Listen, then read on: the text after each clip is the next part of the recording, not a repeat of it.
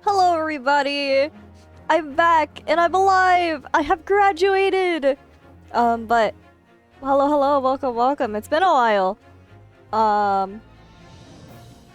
Welcome back to not welcome back, welcome to a new week of streams! I've since graduated, so we should have a lot more time on our hands to do some streaming here and playing some games here. Let's go! Hello Quiv! I'm back! I am now officially unemployed! Yay! Of course, I am applying everywhere that I can. But well, we got some free time here. Let's play some games. You guys are graduating? Thank you! Wow, whew, it's gonna be weird not going to, like, classes and stuff once August rolls back around. But I'm back to streaming. We've got some free time. I'll hopefully have more free time to properly edit stream highlights because I've been wanting to do that for a while now. Get some art finished and just be able to do more in general. Good luck. Put a bunch of keywords on your resume in white font so it flags the AI. Yeah, I've had a couple of like friends tell me to do that as well.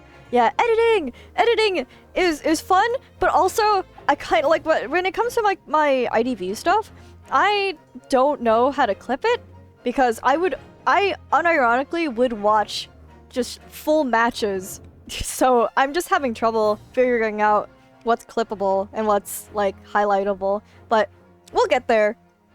I have a lot more free time on my hands, so I'm thinking of just having like a period of the day where I just focus on editing, and then after that, if I want to keep editing, then I should.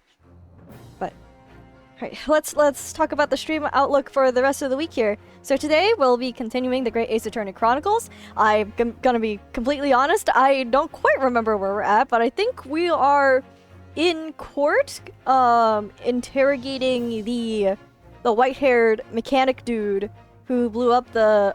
yeah, we're in the Albert Harebrained chapter where we have to disprove the creation of this the possibility of a teleportation machine existing.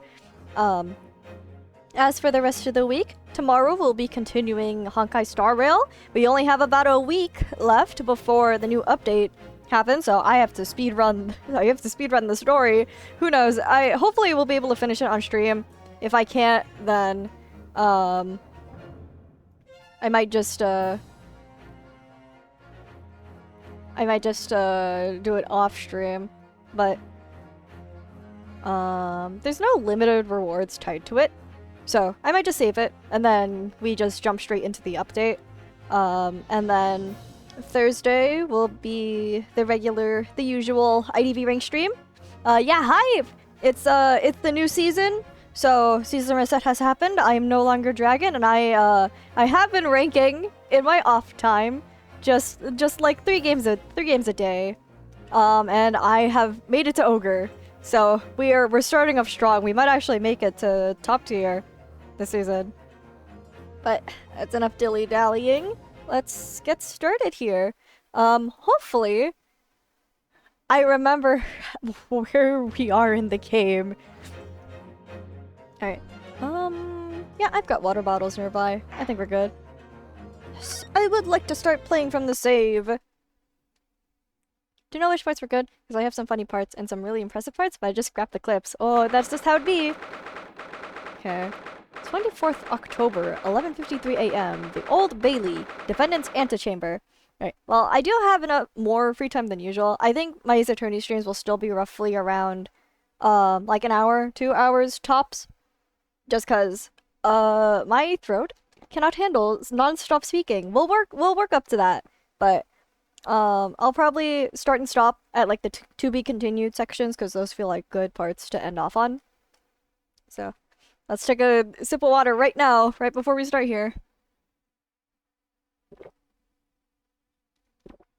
Whew. Whew. I also have a couple of fans running in my room because it's the height of summer and it's hot. Whew. Hello, Sholmes. The knight errant himself. Oh, have you been watching from the gallery, Mr. Sholmes? I've been on the edge of my seat the entire time. Look at this dude. Courtroom trials are fascinating affairs, as a spectator at least. I'm glad you've been enjoying yourself. Oh, Hireen! It's been a while. I have to ask. What on earth is going on? It makes no sense! What's this professor business all about? He doesn't look like any professor I've met before. Who even is he? He's the dude that built your machines. Oh, of course. You're in Germany already 10 years ago. Yes, the professor. Oh, oh, thank you for the sub. Thank you for the 2 months. Finally, I had to restart the app like 4 times. Yeah, I think that's the mobile experience, right? But thank you. Welcome back. Enjoy your emotes. I will make more. I'll be able to do more art-wise for the channel now that I have the free time. Yeah, thank you. When I discovered he was the one who had been abducted, a sense of foreboding stirred within me. But who knew the monster who would come knocking at your door? My heartfelt sympathies! Ah, ha ha ha ha ha! As it turns out, Lord Van Zieks is even more intimately tied to this case than any of us realized, isn't he? I love this emote the most, thank you. I am especially proud of Endpoint. I gotta make more funny emotes. I have a couple that I have in mind. I just have to drum.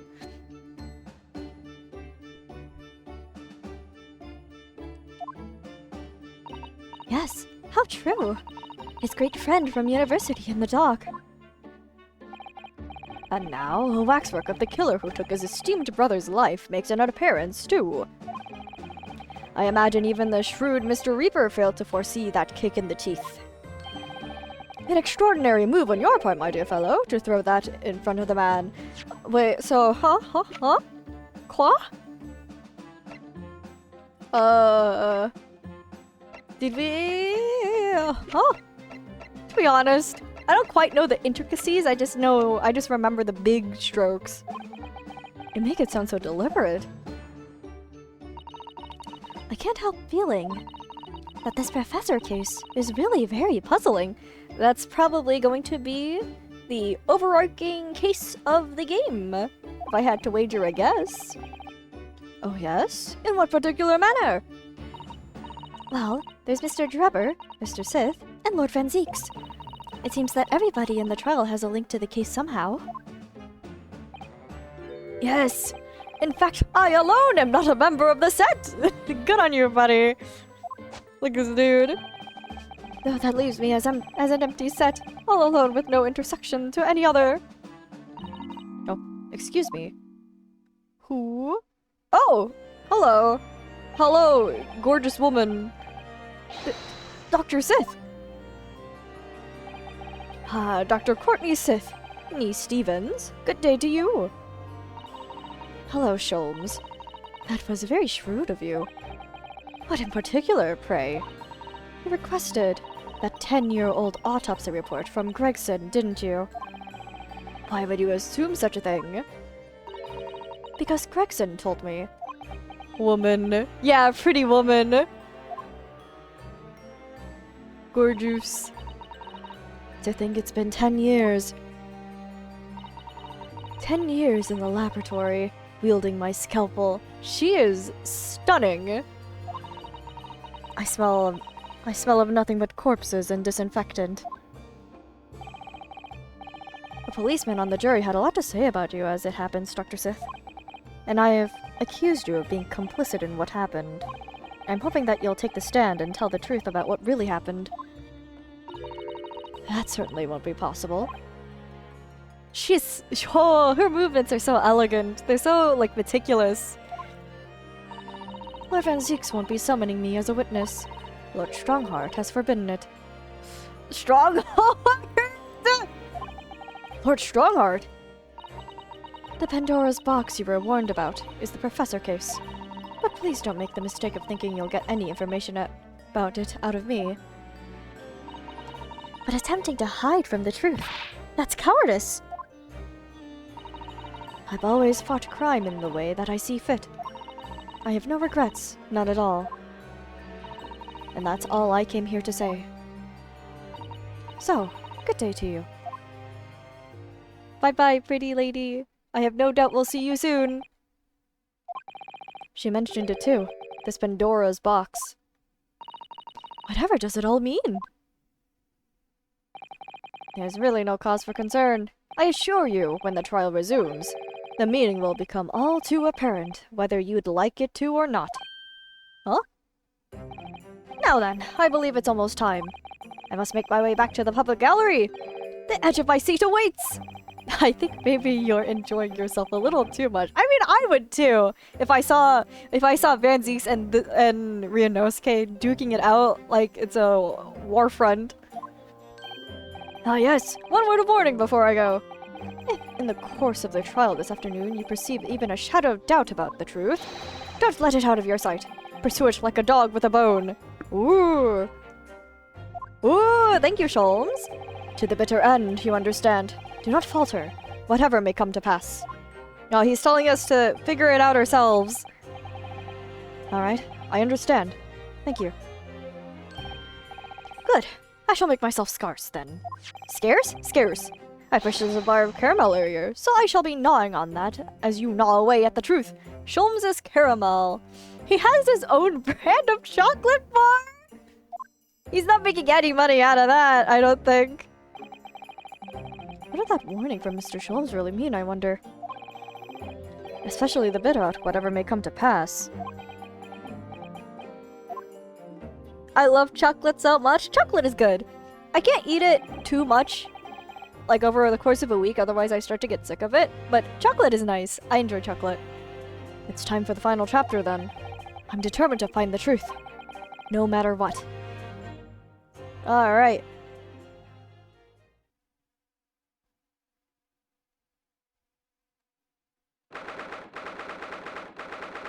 Alright, 24th October.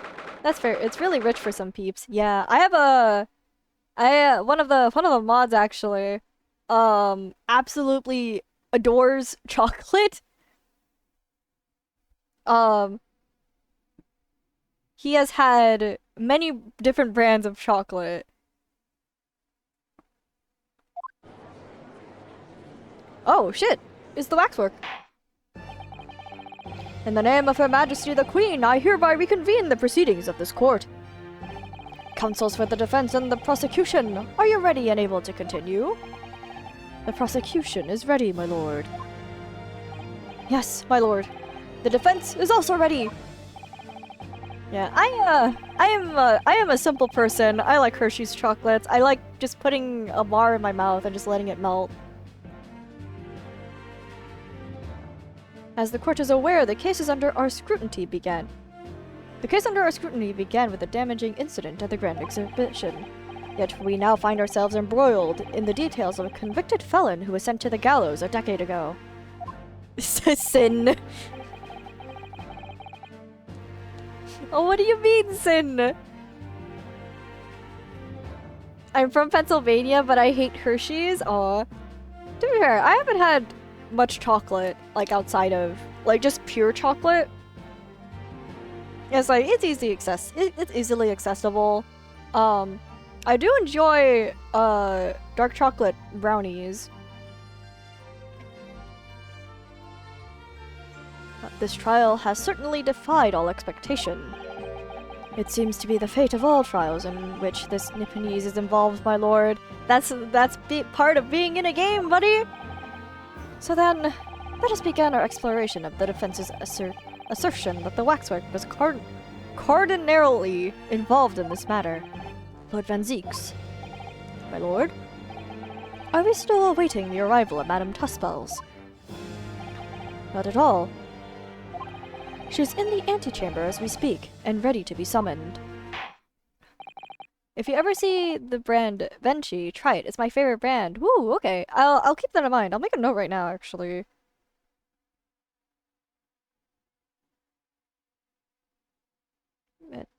G. Try chocolate. Alright. Yep, that's going in the remember this for later compilation. At once, my lord.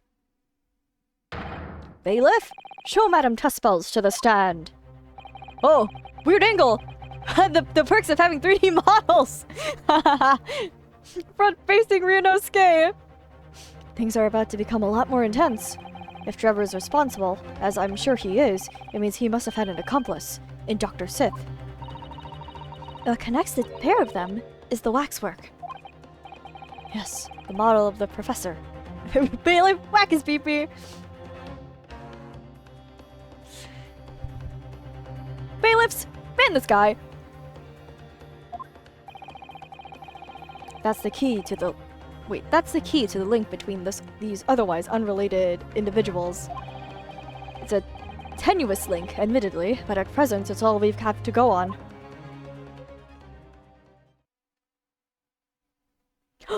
Oh, pretty lady! Oh wait, it's Sholmes!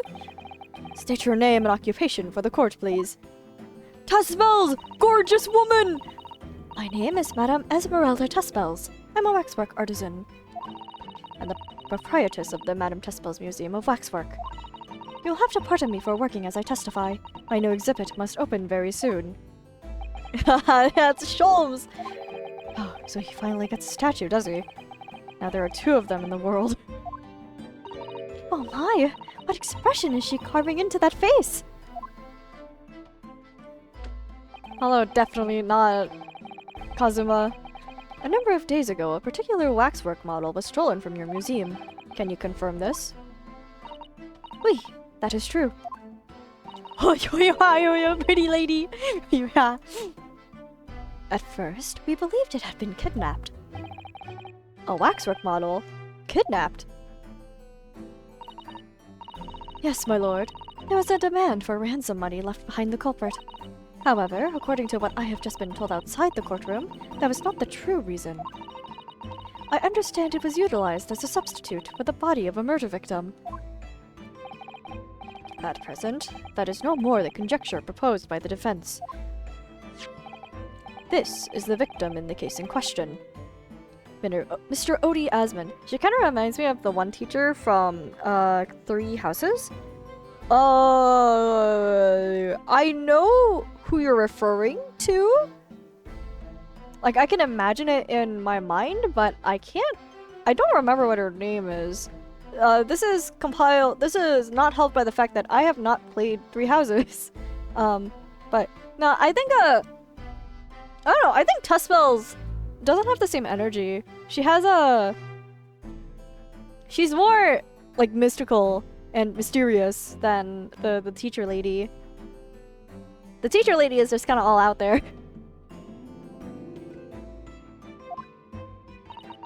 But of course, I know him very well. He is a part of my odious personages exhibit. I detest to say what is evident, but Mr. Asmund does not resemble the professor at all. Yes, but perhaps their faces are very similar. Well, we'll never know. Are you suggesting that we should now see the demasked visage of the professor? Pretty lady! I have here the key, but it is strictly forbidden to open the lock. This is absurd! Pardon? I do not know what face you've carved into your fancy figure beneath that mask. But clearly, it won't be that of the actual killer. Indeed. The man's identity was never made public after all. The trial took place in a closed court. The proceedings were strictly confidential. The condemned man was summarily executed. His identity remains a closely guarded national secret. There is no possible way that a repository of tawdry exhibits could get its hands on that information. Ooh. Alright, Tuspel, what you got to say then? Quel dommage. It would seem you are unaware of the Tuspel's principles. What principles? The family Tuspels have always prided itself on sculpting its models à la perfection. Every detail, including the visage, is fashioned with complete fidelity. et voila, our principles. There's a well-known legend about the Tuspels waxworks from the time of the French Revolution. A member of the Tuspels family is said to have made a waxwork of the queen who was executed. Oui, that is true. It was a century ago now. I believe the queen's face was carved in the minutes following her death, actually, at the guillotine site. You are correct. The model is on display still today in the House of Horrors. We Tuspels will stop at nothing to obtain a faithful replica of her subjects. So she went grave robbing! She dug through graves, I assume, for this dude! Dear me, so much disturbing tenacity of purpose. It is the only way to obtain a truly lifelike representation of the subject. And it has been my family's secret for generations. Do you mean to say that beneath that mask? Yeah, kind of based. I mean, do your work, Queen. Oui, the true visage of the killer is there. This is ludicrous. It's out of the question. The professor spread terror throughout Great Britain. As a result, the Madame Tuspel's special exhibit remains extremely popular even today. The killer, emerging from his own grave. It is a sight to behold. You should come.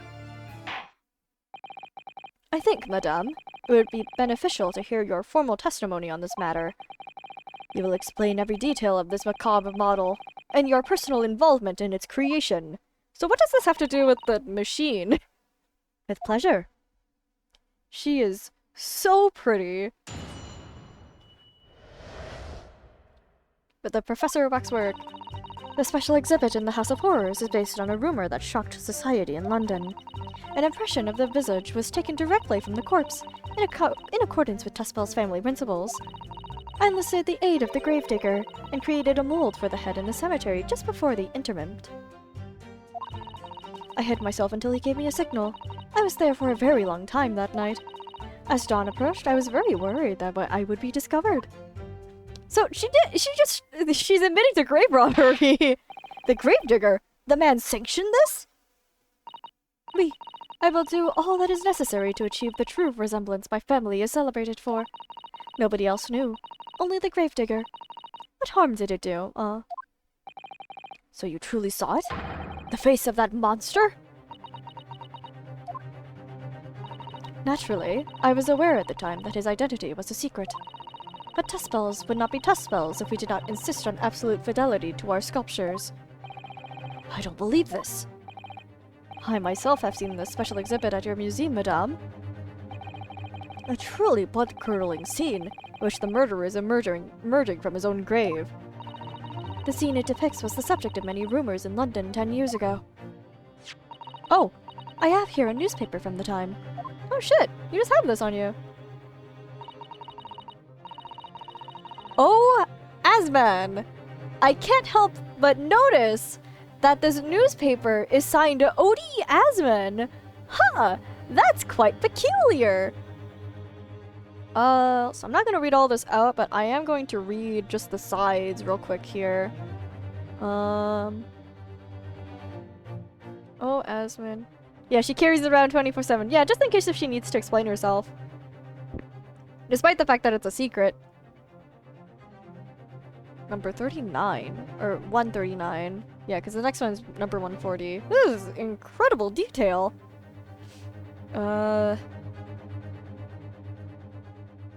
Disciple of science at the University of London and resident of its student dorms. Okay.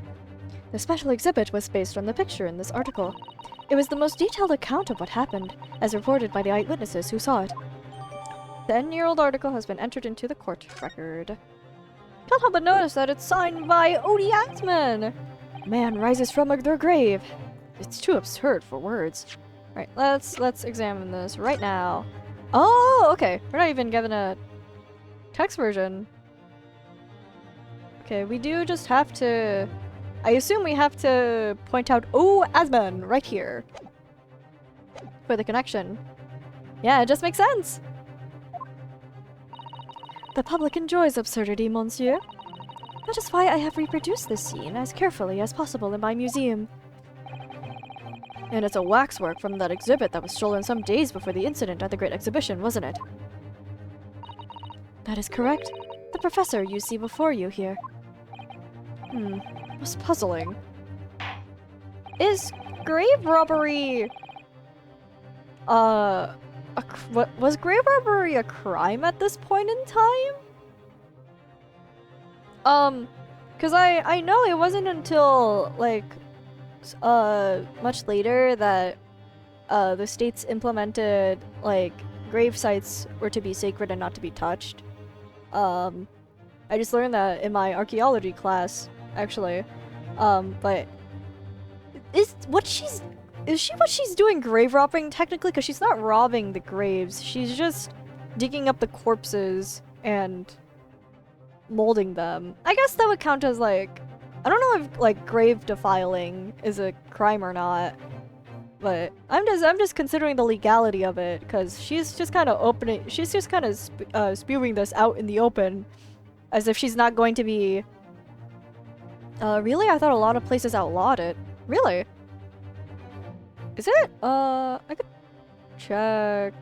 Like from their early times? Yeah. It was like around, I believe. It was around the time that like archaeologists discovered. Like burial mounds. So this is just something I learned very recently. It was around the time they discovered burial mounds, so around the time that, like, American settlers, started Manifest Destiny. Because obviously, you know, like, people needed justification for running Native American populations out of their homes and committing genocide. So, you know, not great, but I do recall that it was around then that, like, they deemed, like, burial sites to be, like, sacred land that you can't occupy or like, defile. I'm not sure if like grave defiling in like the sense that Tuspels is doing is an actual crime or not. I am just considering the legality because she is just saying this all out in the open in front of the judge in the courthouse. So, alright. This waxwork links Trevor to Dr. Sith. There has to be some reason for that, which hasn't yet come to light. But I'll find it. I'll get to the bottom of what really happened. I'll prove that Dr. Sith and Trevor were in on this crime together.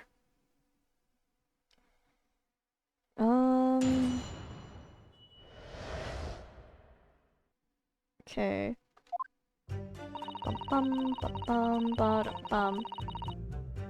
I don't know, weird macabre stuff to think about. Yeah. Weird macaroni stuff. Me when I'm messing up a pasta recipe.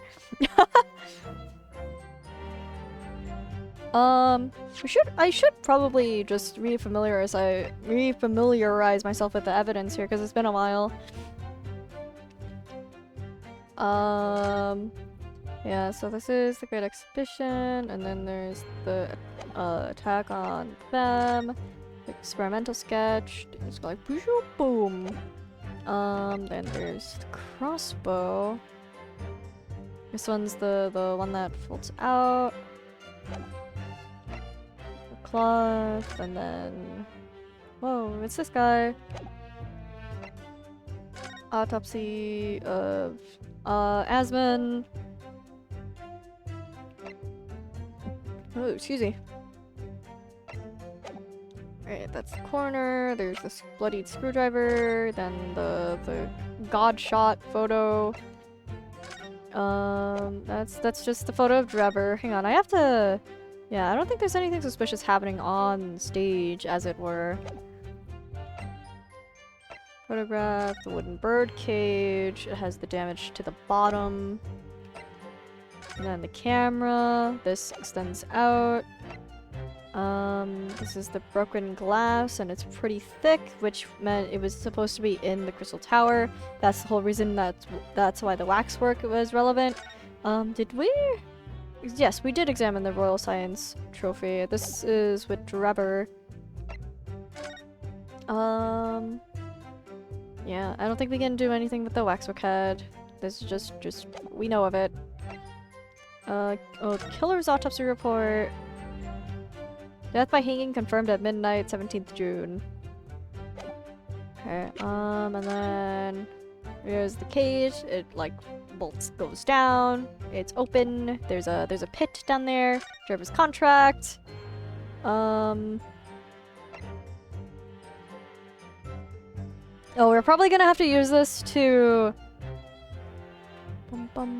We're probably gonna have to use this to confirm that, hey, that is Asmon's signature on the newspaper. That's kind of weird, isn't it? Cause, yeah, it's right here. He literally just wrote it.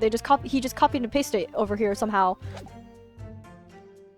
Alright, London. Break away from the corpse. Accordance with Tuspel's family principles. Create a mole. Just for the interment. I hid myself until he gave me a signal. I was there for a very long time that night. I saw an approach and I was very worried that I could be discovered. There's nothing to it, apparently. We might just have to start pressing whatever I think will give us information.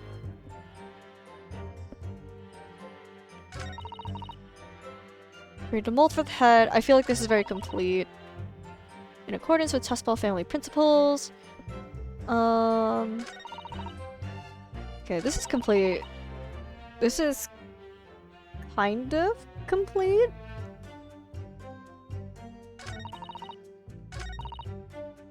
She got a pause here, which makes me kind of think maybe she's supposed to elaborate on this. So let's press this. You're there longer than you expected to be.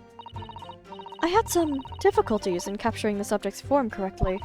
As I removed the mask, the mouth of the cavitier fell open and I had some problems with the chin. Cadaver? Cadaver? Dare I ask? The man had been dead for a short while already, you see. His muscles were relaxing and consequently, his chin would not align itself correctly. Oh dear, what a horrible thought. Under normal circumstances, I would have an assistant with me. However, that night, I was alone, and as a consequence, I missed my preferred window of time. Oh? What do you mean? When I take the impression of the visage of a cadaver, I always wait until 3 hours after death. Why 3 hours? Is that amount of time significant? Rigor mortis, right? Yeah, it is because of rigor mortis. Rigor mortis? It's okay, Rinosuke. Susato's got you. It's a name given to a phenomenon that occurs in recently deceased bodies. As a rule, 3 hours post-death, the muscles in the body begin to stiffen. By approximately 10 hours post-death, the entire body is completely rigid and inflexible. And then from that point, the muscles slowly start to revert to their relaxed state. Oh, so he had been dead for a while. The effect is often used to estimate the time of death when a body is discovered. Well, that was an education, if a slightly scary one. Well, it's important to know. As the Mademoiselle says, rigor mortis commences 3 hours after death, and it starts in the jaw. I see. So that's why you wait. Before that time, the mouth falls open, and it is very difficult to do my work. Before that time? Oh! So he just recently... Wait, what? So then he just recently died, which means, the autopsy report is wrong, right? Confirmed at midnight. If he died by hanging, then they moved him to the, cemetery, then he would have been dead for a while, so I feel like the autopsy is wrong. It's getting hard for me to do my work with all this talk of corpses. Ryunosuke, you're a lawyer! What else are you expecting? I wonder about that information the courts just heard from Madame Tuspel's. It's significant! If they have to ask you, it's probably significant! The information about rigor mortis that you just shared with us, would you mind including it in your formal testimony? I believe it could be significant, you see. Of course. I do not mind at all. I can't help feeling that after this latest topic, the atmosphere in the courtroom has become extremely grave. Thank you, Susato. Thank you, Susato. This is no time for jokes, Miss Susato. Madame, kindly amend your testimony as discussed. Bien sûr. Wow, my 4 years of French are coming in clutch. And by 4 years, I of course mean the 4 years I took in high school. After which I didn't really practice. It took me a very long time because it was before the onset. Oh, before the onset of rigor mortis. So yeah, that would have meant that this would mean that this autopsy report is incorrect. Cause it means he should have been dead for a while. But it's almost as if he didn't die before then. I kind of want to... Don't approach. Very weird that I could be discovered. I kind of want to see what Ryunosuke has to say. So, that's all I have to go on. What's your feeling, Mr. Naruhodo? For some reason, Dr. Sith went along with Trevor's plan. Now, if that's really true, then the professor is the only other thing we know of that links the pair of them. So I feel sure that waxwork must be a clue to this mystery somehow. In that case, we must use this cross-examination to uncover exactly what it means. Otherwise, the jurors are sure to revert their leanings and the trial will be over. I agree, but interestingly, uncovering what the professor has to do with all of this means more to Lord Van Zieks than anyone. That's the impression I'm getting anyway. Yes, as do I. After all, he has a profound connection to the professor as well. Okay, well that gave me nothing. I think I'm just gonna present and just be like, hang on, the times don't line up. Objection! Hello. Madam Tussbells, I have here an autopsy report that was filed 10 years ago now. It confirms the death of the professor following his execution at the gallows. And is that a problem? I believe it is, because your testimony and a particular detail in the report completely contradict one another. Yeah, there we go! Qua? Are you going to explain yourself, my Nipponese friend? According to her testimony, Madame Tussbells was creating her wax impression just before dawn. At that time, rigor mortis had not yet set in. Am I correct so far, madame? You are, yes. As I said, the stiffening of the jaw is the first sign of rigor mortis, 2 to 3 hours after death. But the man's chin was limp, so he cannot have been dead for a long time. Yeah, that is interesting. But on the other hand, if you look at Dr. Sith's report, it quite clearly states the following. Death by hanging confirmed at midnight, 17th June. No. If the professor had indeed died at midnight that day, then by the time you were sculpting his face, rigor mortis would already have set in. Oui, yes, you are right. The chin, it would have been completely stiff. In other words, this report is wrong. Objection! Alright. No coroner makes mistakes when recording the time of death. The very idea is absurd. And yet, here it is. It's wrong. Explain that to the court, buddy. In that case, there's only one possible conclusion. The execution didn't actually take place at the stated time. Impossible! Look at this pompous dude. Thank you, Van Zieks. Alright, here we go. Beyond folly. Not only do you indict the author of the report, Dr. Sith, but you also implicate members of staff at Barclay Prison where the execution took place. By heck! Extraordinary! Please get away from the camera! My learned friend appears to have overlooked one very crucial fact. What fact? Professor died that night, without question. He did. Of course he did. I moved the man's limp jaw with my own hands. There was no... Oh. Yes, the professor died that night. But what if he didn't die at the gallows? Oh, he tried to escape. Didn't die. Are you insane? What exactly are you suggesting did happen that case? It's almost impossible to believe, but it would explain the link between Dr. Sith, Professor, and that one other person of interest. I have evidence that will explain exactly what I'm suggesting happened that night.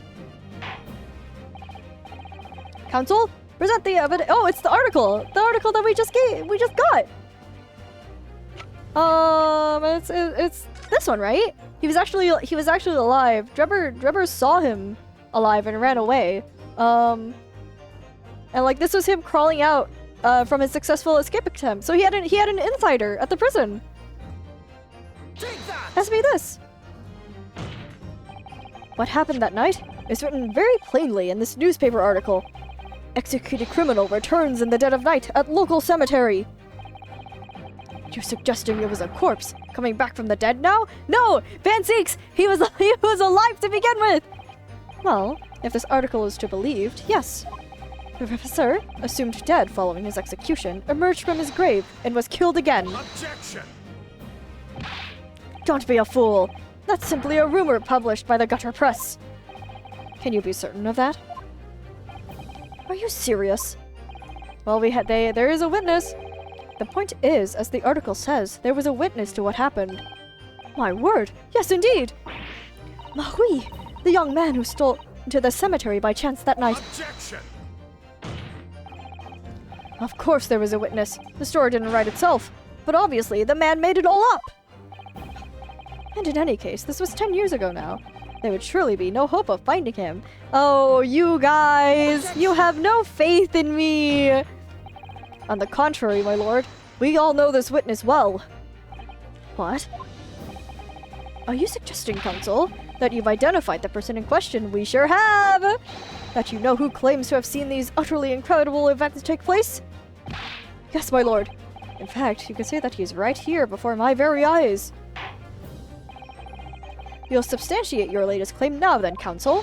Who is the alleged witness of this staggering claim seen from the cemetery 10 years ago? Where is he? Where's the man? There he is! Enoch Drebber! The man in question is Mr. Enoch Drebber. Drebber? The previous witness? The special exhibit in the House of Horrors at Madame Tussville's Museum of Waxwork recreates that decades-old scene in great detail. There he is! The condemned criminal emerging from the grave. Beside the tomb, a young man with a lantern stumbling upon the terrifying sight. And that young man is a 10-year younger Mr. Enoch Drebber. Oh, the pretty woman! Oh, her braid looks so pretty. Sorry, I'm a little distracted. Surely not, counsel. Drebber was there? In Lowgate Cemetery. What is all this talk about Mr. Drebber? Is the name significant? Of course, Madame Tussville doesn't know, does she? Yes, it's extremely significant, Madame. To your situation as well, in fact. What situation? The theft of the Professor waxwork from your museum some days ago was perpetrated by the very same man. No, but that would mean... Stole it for a reason. Madame Tussville's. It would appear you know the name, Enoch Drebber. She does? Oui, yes, I know it. But from long ago, in the past. Oh, what? Oh my! Good gracious! Explain yourself! Tell us everything you know! Yes, of course. Oh?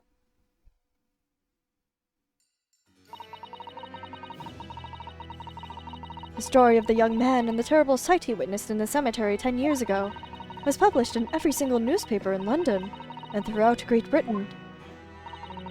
However, in all of the articles, the witness was simply described as a certain young man. No details were published about his identity. His name was never revealed.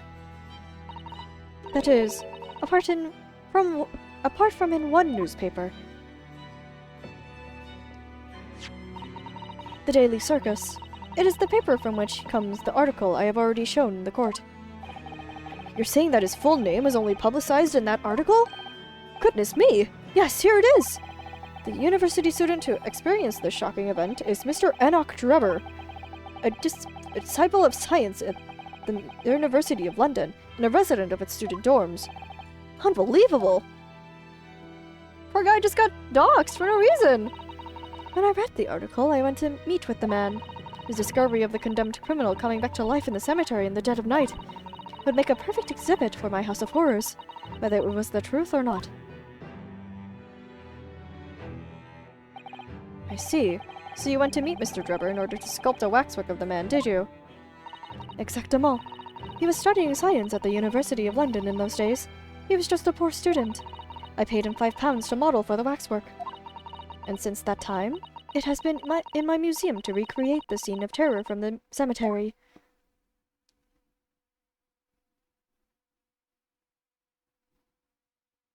Okay. So that links him to the waxwork now, too. Full silence. Oh? So, 10 years ago, a young man appealed to the public about an extraordinary event he'd witnessed. A criminal who had been put to death, re-emerging from his grave in the middle of the night. But the public treated his claim as nothing more than an amusing anecdote that was soon forgotten. 10 years later, the same man steals a waxwork model of the executed criminal, ostensibly to use as a body double for the victim in the case we're discussing here today. Even though the waxwork build is a poor match for the victim, and his face is obscured by a mask. So the question is, why would the man do such a thing? Ooh. Which brings us to 3 days ago, when the birdcage crashed into the Crystal Tower. If the birdcage in fact contained not the body of Mr. Asmund, but that same waxwork, the coroner from Scotland Yard who investigated Dr. Sith would have noticed immediately. And yet, she submitted this autopsy report for the victim, which the court has seen earlier. Why? Because the waxwork was that of the professor. Is that what you're saying? Yeah, that is! Dr. Sith put her name to a document confirming the death of a condemned criminal who is still alive. A criminal whose apparent resurrection was witnessed by Mr. Drebber. But that misconduct was a deadly secret the coroner would do anything to protect. Which is precisely why Mr. Drebber used that particular waxwork as the body double. Huh. Whoa! A mystery is afoot. My lord, this court must summon Dr. Sith to the stand. The defense is determined to find out exactly how the coroner and Mr. Drebber are connected. Alright, to hell with your regulations and laws. Give me 1 second.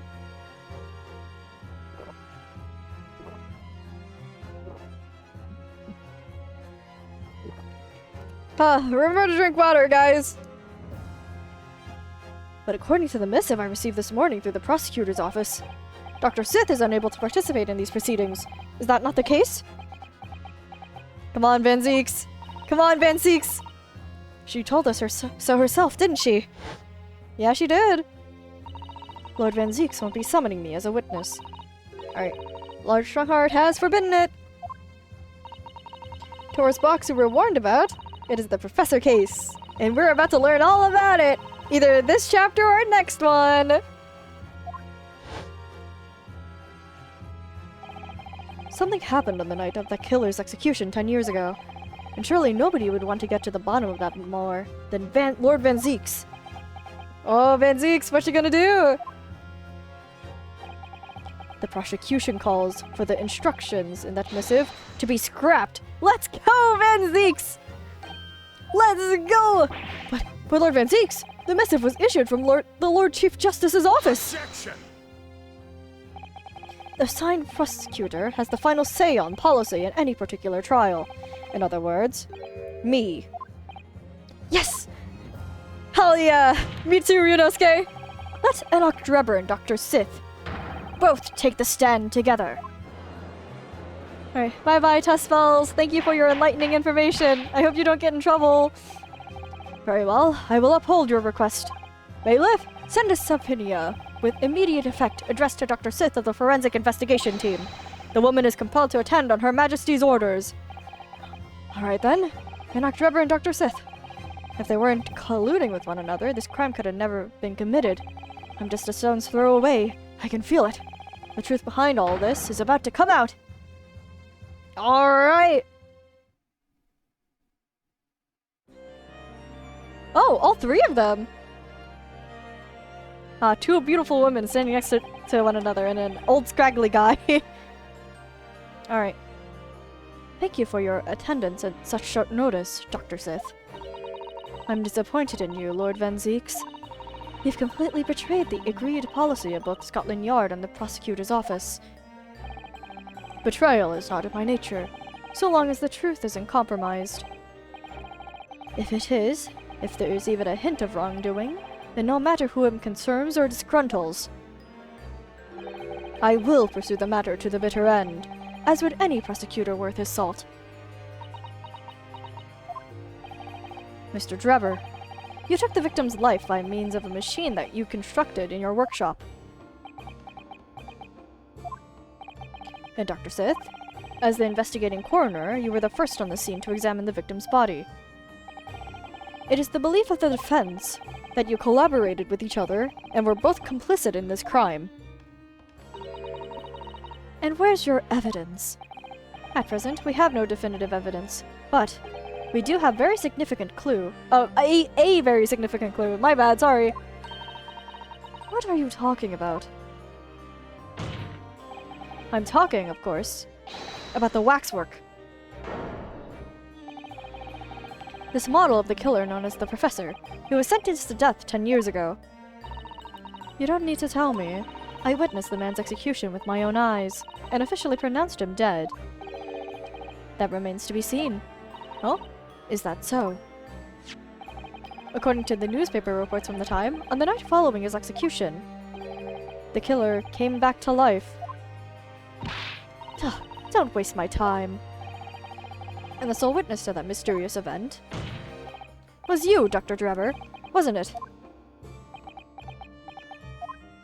Oh, if what you saw in the graveyard that night 10 years ago wasn't some chilling fiction, but reality, it would make you privy to a great secret, a very great secret of Dr. Sith's. A secret so profound it could compel the coroner to agree to collaborate in your evil scheme, in fact. Mr. Drebber, tell the court. Tell everyone the truth of what you saw that night in Lowgate Cemetery.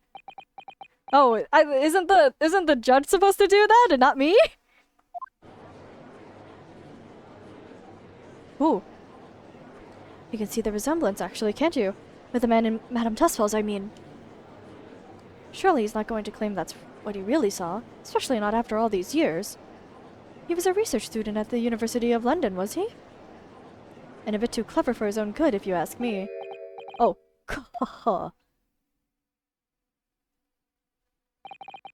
what an interesting twist. Hmm? And at the time, not one person would take me seriously. Yet now here we are, 10 years later, and suddenly my story matters. And in a court of law, too.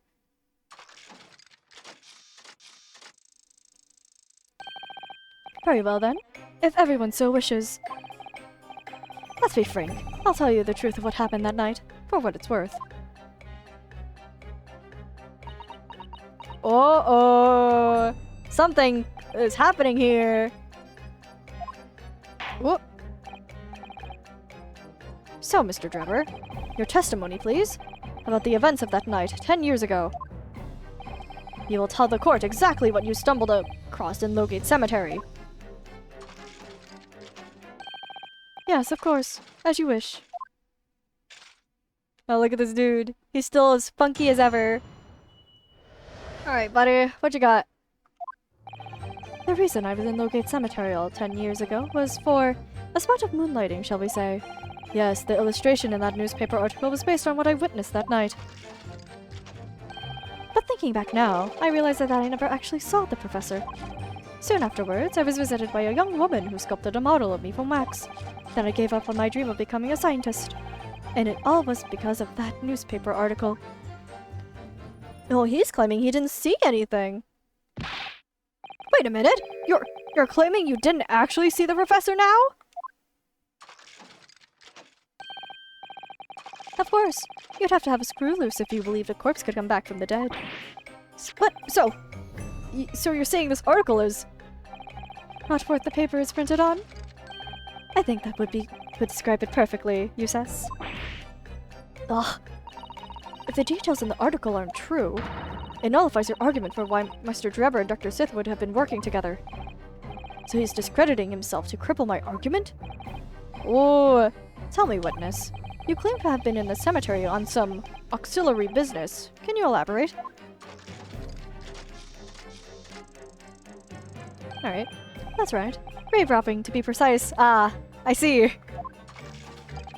As you know, Logate Cemetery is at the rear of Barclay Prison. So among students at the university, it had a reputation for being haunted by the ghosts of condemned convicts. Grave robbing, you say? Yes, exhuming fresh corpses to sell is reasonably lucrative. Of course, I never laid a finger on any valuables buried with the dead. So you were one of the so-called resurrectionists, a particularly unpleasant scourge on society. Actually, my fellows and I went by another name. The Repurposers. Huh? That is quite beyond the pale. You would invite divine retribution, sir? Yeah, I would think so too. Yes, well, I think I suffered retribution enough. The Daily Circus eventually unearthed my name and put it in print. It caused me a great many headaches. In the end, I had to leave the university. That was the only paper with the bad grace to identify me unambiguously, I might add. I see. Had a signature of a certain Odie Asman on there. Out of interest, who drew the illustration for this article? Ah yes, that was the reporter who exposed me. He sketched that right in front of me as I described the scene. Obviously, as time ticked on, I bitterly regretted what I'd done. Claiming to have seen something I never truly saw. Foolish. Very foolish. Well, counsel for the defense, you may proceed to the cross-examination now. Alright, at once, my lord.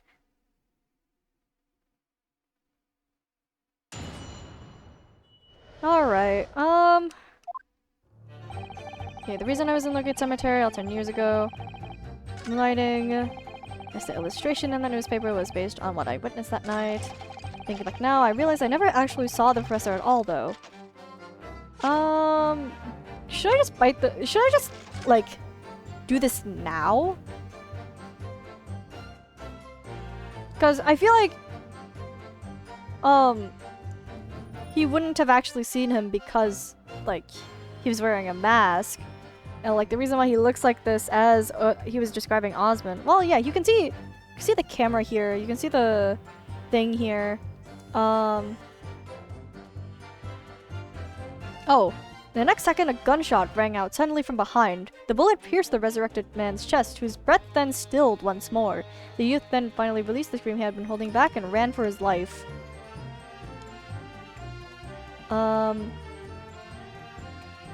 Ooh. I kind of want to...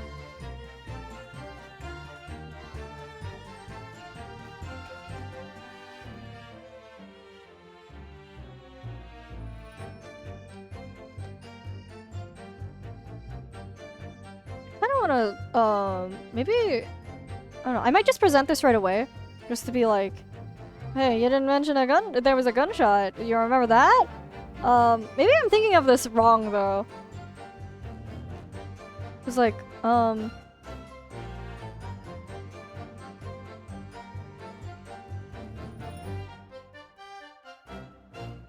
night of the foul demon's execution, the newly interred professor forced off his grave cover as he clawed free of the earth. I never actually saw the professor at all, though. I guess another question to this is that how would he have known he was looking at the professor unless if the grave had the name on it, which it doesn't. It just says number 139. I guess another thing this counters is that he knows now that he's looking at the professor, but how did he know that, I guess? No, but the waxwork has the mask on it.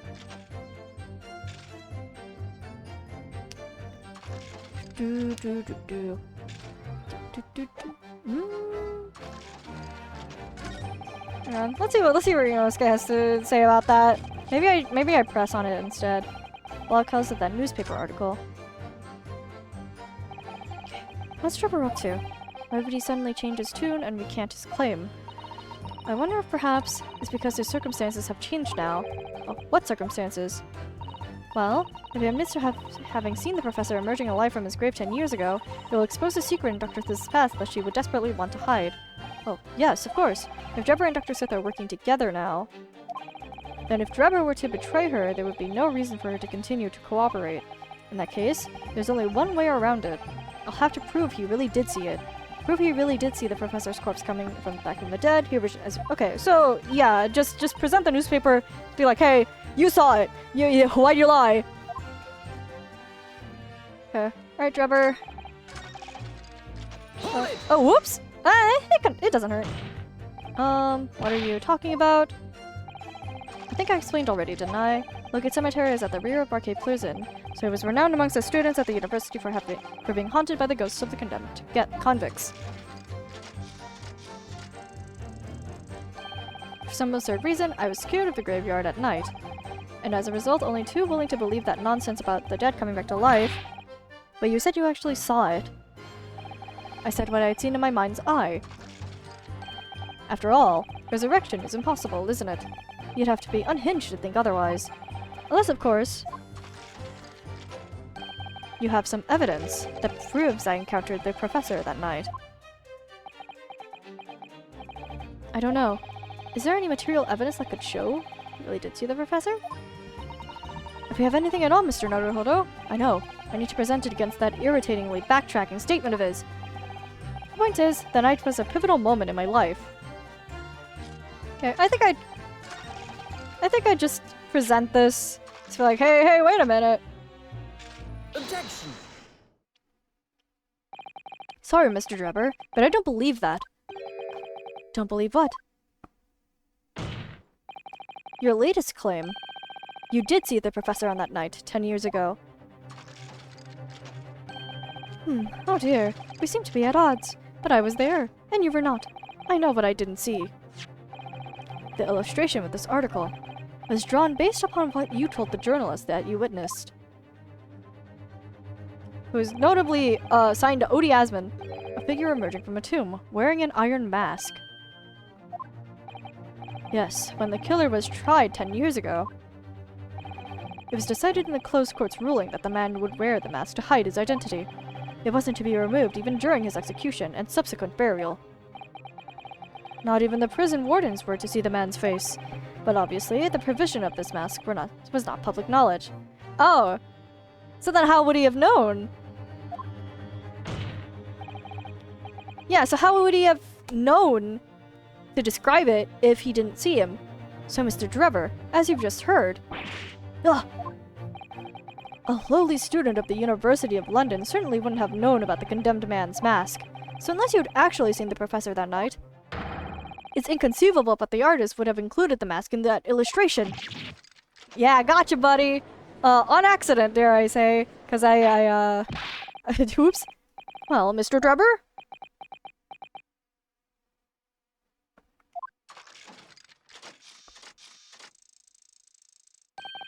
It's a vile scene, isn't it? If you look closely. Alright, what backtracking are you about to do now? And as I've already been at pains to point out, I was utterly terrified. Which is why I had it in my head that I'd seen such a blood-curdling sight. But afterwards, I came to my senses and realized that I'd been mistaken. Alright. Right evidence, wrong reasoning? Yeah. You know, things like that are how you get through Ace Attorney sometimes. You're still saying you didn't see it?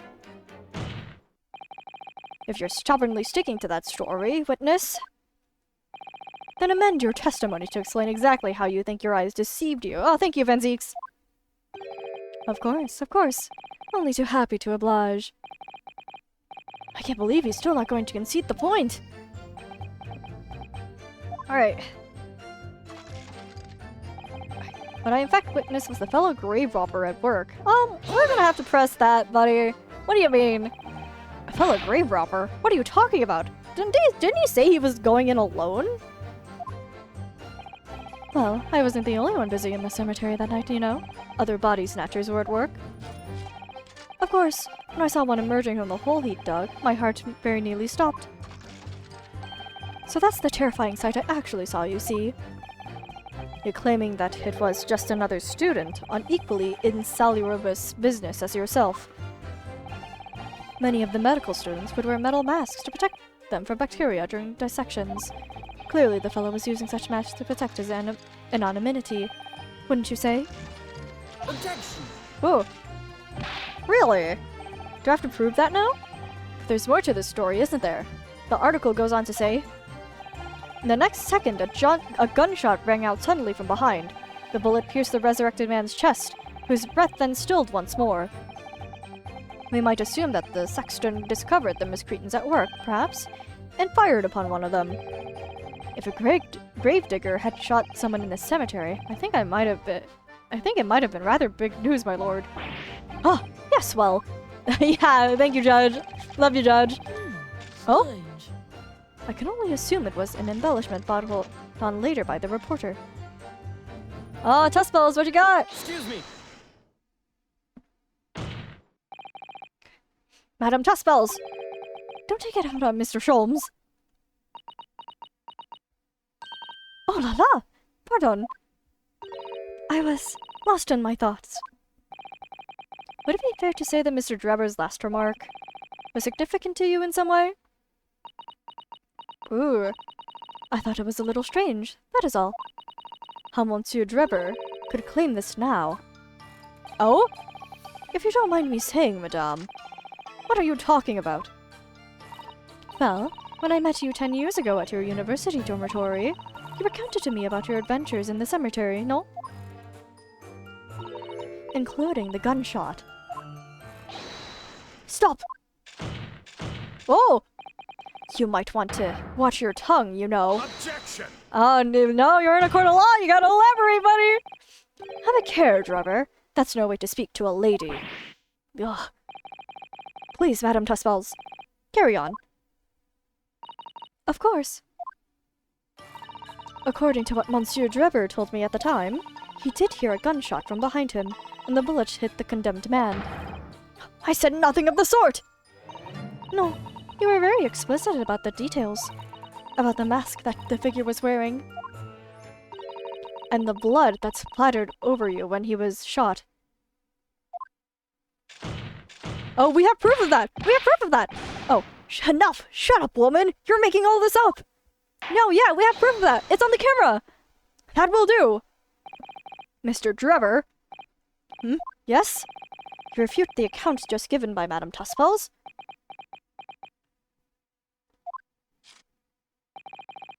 I have no recollection of ever saying those things. Come on! Do you really expect us to believe you? Oh, control yourself, counsel. I will not permit baseless accusations in my courtroom. The way he's like slinked back. Oh, sorry, buddy. Under the circumstances, I think it best that you supplement your testimony with a statement to clarify your position on this witness. But, very well. Thank you, Van Zeeks! Alright. Nor any splattering blood. How do we... I guess okay.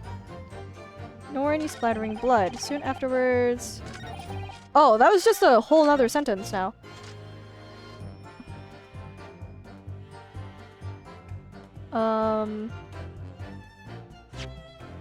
Do I present the I guess I should press it first, just to make sure that... Because, I did check this, right? And see that there was... Yeah, there's blood on the inside. Because I remember there was blood. Yeah, is it in the... Dark staining is visible on the bellows. Yeah, okay. I wanna press this.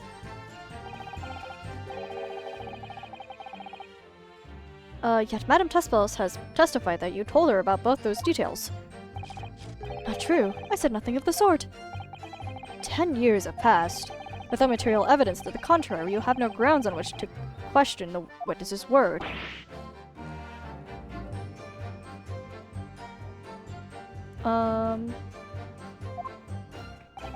Tell me, Madame Tuspels. Oui? What exactly did Mr. Drebber say about the blood that apparently splattered on him? Alors, this is what he told me. All of a sudden, he heard a very loud gunshot from behind his back. The bullet hit the figure who was emerging from the tomb in the middle of the chest, in his heart. One dreadful sight after another. And since Monsieur Drebber was at the time facing towards the condemned man, the blood sprayed from the wound and splattered on his body. That is what he told me. So, not an experience he would ever forget, is it? Precisely, and I didn't forget it. Because, as I've already said, it never happened in the first place. He's clearly lying. If only I had some evidence to prove it. Well, we do! Okay. Okay, so I mustn't overlook a detail. Alright. Sculpted a model of me from wax. Oh, whoops! I meant to hit present. I meant to go back and hit present. Whoops. Sorry. I just played Dredge, so my brain is in RB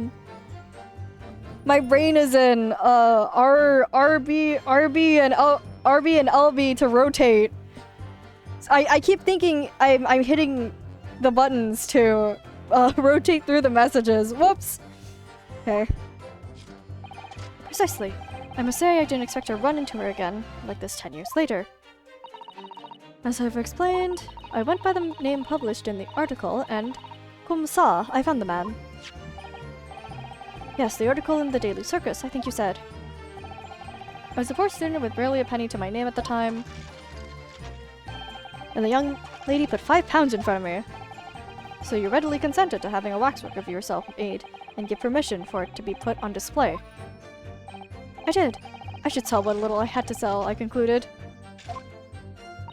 Ah, oui. I remember now. I purchased something else from you that day, n'est-ce pas? Oh? Did you? I can't say I remember. What was it, madame? His camera. Ah. Oh, that's just the actual camera he had. Oh, yes. I made a point of taking it with me whenever I made an excursion into any cemetery. You took a camera with you, sir? To what end? To record the details of the bodies I disinterred. But I had no intention of ever visiting a graveyard again after that night, so I sold it. I see. But I still have it, monsieur. It is part of their special exhibit in my House of Horrors. I am very meticulous about such details. It is the Tespel's way. Oh, it would seem then that this is the very camera Mr. Drebber took with him to Logate Cemetery on the night in question. Yes, interesting. Oh, I was supposed to do that. Whoops. Okay, now I can present this on here, right? Because now we have that, hey, this is his actual camera that he had there. Objection. There we go. Mr. Drebber, do you remember this camera? But that is the camera from that fateful night. Yes, we borrowed it from the House of Horrors. It's the camera you took with you to the cemetery that night, Mr. Drebber. And? Is that supposed to be significant? Oh, it is! It sure is, buddy! This kind of camera is rarely seen in our homeland, so my colleague and I were keen to examine it closely. We noticed that the lens extends forward on the end of some bellows. Ah! Whoa! Blood splatter! It's crazy! And like this. Hold it. What's that? There! Just on the bellows! I'm glad to see you so... I'm glad to see you so excited at this, Vanzeeks. It looks like a dark red stain. Oh! You got it now, buddy! That's right. It's a rather conspicuous mark here on the bellows, in fact. Good lord! Were you suggesting... Yes, my lord. It would appear to be a spatter of blood. Something that could be confirmed with a simple chemical test. Isn't that right, Dr. Sith? Oh! It would be difficult to determine if it was human blood and not the blood of some animal. But yes, to test whether or not it's blood at all is simple enough. I propose that Madame Tuspel's testimony was correct, and that on the night in question 10 years ago, you were spattered with blood from the gunshot wound. Well, You got what you got, buddy? And that furthermore, you really did witness the condemned professor emerging from his tomb. Oh, gotcha! Funny little animations. There's simply no way you could have forgotten such a traumatic experience. In other words, the only explanation is that you're trying to hide the fact that you saw the professor that night. Objection! But why? Why would he want to do that? Well, not for his own gain, it would seem. Is he... Oh, he's either getting blackmailed by Dr. Sith because he was there and witnessed something that he shouldn't have, or he's... I don't know, but it's because they're colluding together. For whose then? Who could benefit?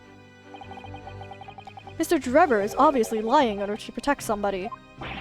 My goodness, he's shielding someone? Yeah, you are. You're looking right at her!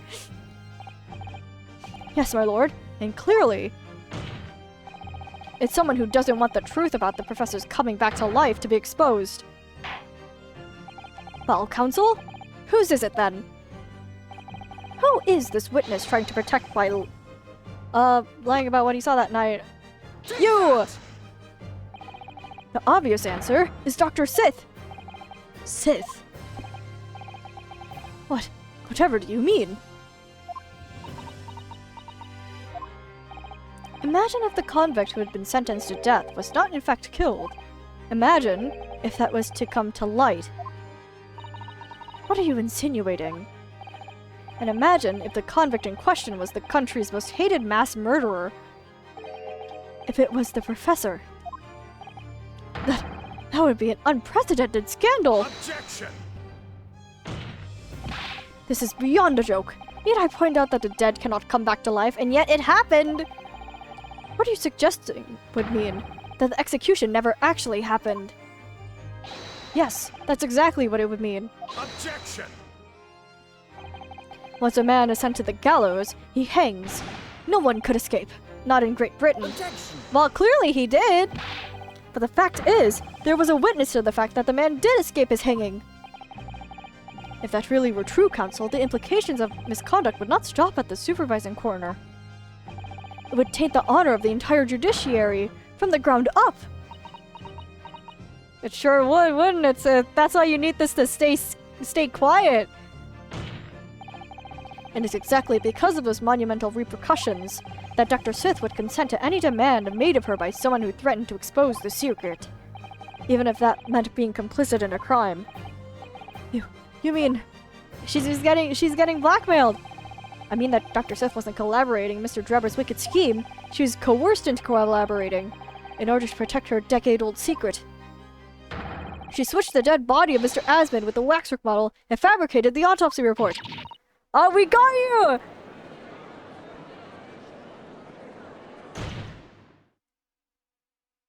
Oh. Yeah, what you got to say, Lord Vizix?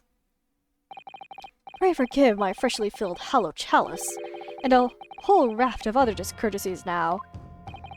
Goodness me! It's just the sort of tall tale Londoners would enjoy, I grant you. An executed killer rising from the dead, a Scotland Yard cover-up, a conspiracy at the highest levels. So let me ask you one thing. Evidence? What's that? If the condemned man really did emerge from his tomb that night, only to be shot in the chest, who pulled the trigger? And disposed of him forever? Oh, we don't know that. Well, I have no idea at the moment. We have too little information to work that out at present, I think. I couldn't agree more. The Old Bailey is no place for wild fantasies. Ugh. And have you considered this, my learned Nibonese friend? Considered what? Do you realize just what a dangerous endeavor it would be to coerce this woman into such criminal activity? It's tantamount to declaring war on the entire British police force and judiciary. Quite hard to imagine any sum of money being offered for research would warrant it. To rely on some strange deception when so much is at stake would be madness. Well, I suppose... No! Ryunosuke, you gotta be more confident! And this was no petty crime, either. the victim was murdered. A man who had already invested money in the venture and would be instrumental to future profits, too. Yes, I had no reason to kill Mr. Asman at all. No, didn't he say it was drawn by the reporter? And the reporter signed the work! Are you forgetting that his death results in me receiving not a single penny? The court is already aware of the contract between myself and the victim, no? There's the contract, that's very true. The motive for this case runs deep, though. I can feel it. Using threats to force the head of the forensic team to cooperate is extreme, especially for a government grant he had no guarantee of receiving in the first place. If the research grant was the aim, taking Mr. Asman's life would have made no sense anyway. Which means Mr. Drebber's motive wasn't money at all. He was just trying to kill Mr. Asman. But why? What was his motive then? Your time is up, my learned friend. I'd say you have one last chance before the jury loses their patience with the charade. Oh! Let's see if you can back up your heady proposal, shall we? Thanks for leaning back. How do you explain why this engineer would throw away all caution to the wind and threaten his own country? At this point, I'm not prepared to listen to more of this outlandish conjecture without proof. So, counsel, present your evidence. Oh, we got you. All right. Who exactly was Mr. Asman to Drebber? There's a connection there that no one's seen yet. And I'm going to have to present 2 pieces of evidence to show. Oh! All right, that means we're presenting the contract and we're presenting the newspaper. Yes, my lord. Evidence establishes a motive, explains why the witnesses want victim dead right here. So 10-year-old article, there's a signature. This one. It's this newspaper article, my lord. That was written 10 years ago, and every detail has been examined already. Clearly not enough! What can it possibly tell us? That drivel should have never been written! It's typical gutter press nonsense that means nothing! Yes, on its own, it isn't particularly significant. However, when considered alongside another piece of evidence, it'll completely explain your motive for wanting to keep Mr. Asman dead. What other evidence? Counsel, you will present your supplementary evidence without delay. The evidence, which when cross-referenced with the newspaper article, explains the motive for the deed, the contract, because it has coincidentally, his signature right there. There we go. It's this contract, my lord. Mr. Drebber, this is the contract you signed with Mr. Asman. Yes, that's right. The very document, in fact. That proves I had no reason to kill the man. Oh, don't sit on your laurels for too long, buddy. No, I'm afraid not. What? There's something very significant that this newspaper article and the contract have in common. Really? And it's that common link that shows very clearly why you were determined to kill Mr. Odie Asman. It seems the defense has uncovered something the rest of us have missed. Yeah, you dumbass. So, my learned friend, point out what these 2 pieces of evidence have in common. Where exactly is the link between this newspaper article and the contract? Right here. Take that! What these 2 pieces of evidence have in common is a signature. A signature? The signature on the illustration that accompanies the 10-year-old article and the signature on the contract belonged to the same person. What? Yep, it's good old Asman. As the court has heard, this illustration was drawn 10 years ago by the newspaper reporter who found Mr. Drebber and interviewed him about his ordeal. Asman! If you look closely, the reporter's signature can be seen in the bottom right corner of the drawing. And if you look at the contract here, which was signed between the witness and the victim last year, you can clearly see Mr. Asman's signature at the bottom. Let me see now. Good lord, yes, they're identical! Alright. In short, the journalist who drew the illustration and wrote the article published about Mr. Drebber 10 years ago is the victim of this case, Mr. Odie Asman. Ugh. Yeah, we got you red-handed. Oh, sink to the floor, buddy. Objection! But explain to the court why. Why would that constitute a motive for the witness to murder Asmund? Well, he got kicked out of school because of it. Well, if you think back, you'll remember that Mr. Drebber talked about that article in his testimony. Alright. Grave robbing. Exhuming fresh corpses of cell is reasonably lucrative. Beyond the pale, would invite divine retribution. I think I've suffered a retribution enough. Daily Circus, simply unearthed my name and put it in print. Caused me a great many headaches. In the end, I had to leave the university. It was the only paper with the badest race to identify me unambiguously, I might add. Oh, then I gave up my dream of becoming a scientist, and it was all because of that newspaper article. It happened because of it.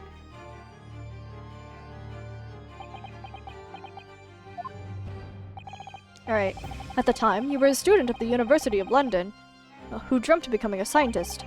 However, this single newspaper article changed your entire life. So Mr. Asmund used to be a newspaper journalist, did he? He did, my lord. In fact, it's a widely held belief that Asmund managed to position himself at the heart of his criminal network, thanks to the many dubious connections he made during his time as a reporter. Whoa! So you had to give up on your dream and leave the university. You lost everything. Eventually, you found yourself working in the field of science, but only in the shadows. And all because of that article. Written by Mr. Asmund. Oh, enough!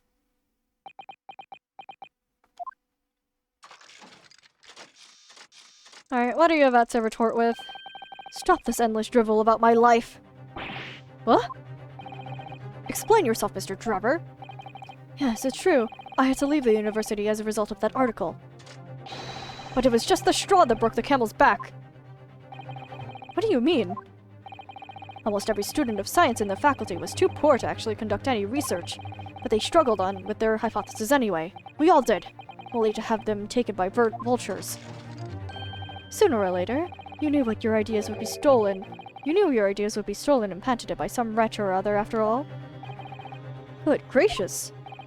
Making a name for yourself as a scientist in a climate like that was a miracle only a select few geniuses could ever hope to achieve. Personally, I was one of those geniuses, so it was hardly a wrench. That's incorrect, isn't it? Because you have the whole ass trophy. You have a whole ass award.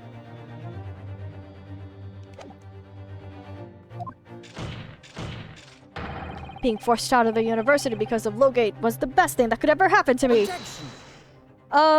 It doesn't seem like you believe that. Mr. Drebber, do you genuinely believe that? Of course I do. Who's better placed to know whether or not I possessed a talent for science than me? Clearly not you. I'm sorry to say that your words don't ring true at all. How dare you? And I have evidence to prove it. How are you in a position to say anything about me? I don't know you from Adam. Fine. If you think you have evidence, go ahead. Show it. There we go. What could you have possibly have to disprove that I was happy to leave the university because I lack talent? Your trophy that you proudly display in your room. Not your room, your laboratory. Do you remember this, Mr. Drebber? We found it at your workshop. Is that a Royal Society trophy for excellence in science? What exactly is this trophy, Council? Is the greatest honor that can be bestowed on a young scientist, my lord. There is no higher accolade. It recognizes emerging talent and promises a bright future. Good gracious! Your prospects for the future were excellent, weren't they, Mr. Drebber? Because even then, you were a genius in your field. But you lost everything. You had no more future. Your talents would go to waste. All as a result of this one newspaper article. Oh. I don't know when you realized who Asmund was, but when it dawned on you that he was the same journalist who 10 years ago ruined your life. It's abundantly clear that you had no intention of forgiving the man. Alright, you got any more excuses or are you done? Oh, no, you're done! The truth is... Finally, he's going to fold. Oh, Susato! Me too. Oh! Oh, shit! Nope, someone else! Oh, Sith!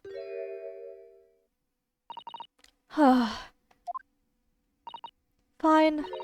Clearly this has run its course now. What? I admit it. All of it. Oh, what? What are you doing? It's exactly as the Japanese man said.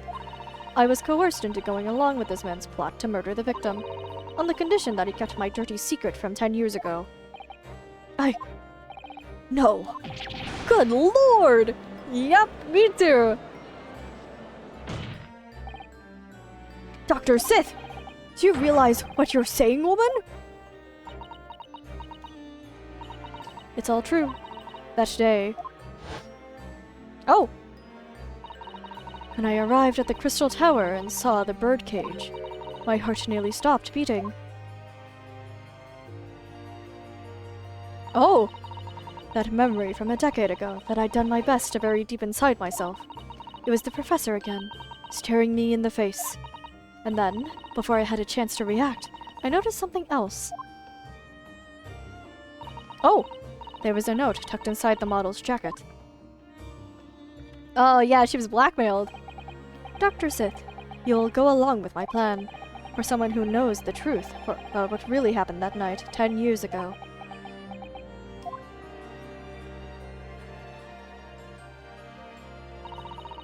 All the instructions were there in the note. Every detail was meticulously written out. I had no choice but to do what it said. I made the necessary alterations to the scene and fabricated the autopsy report as instructed. There was really no other choice. It had to be done to protect the judiciary.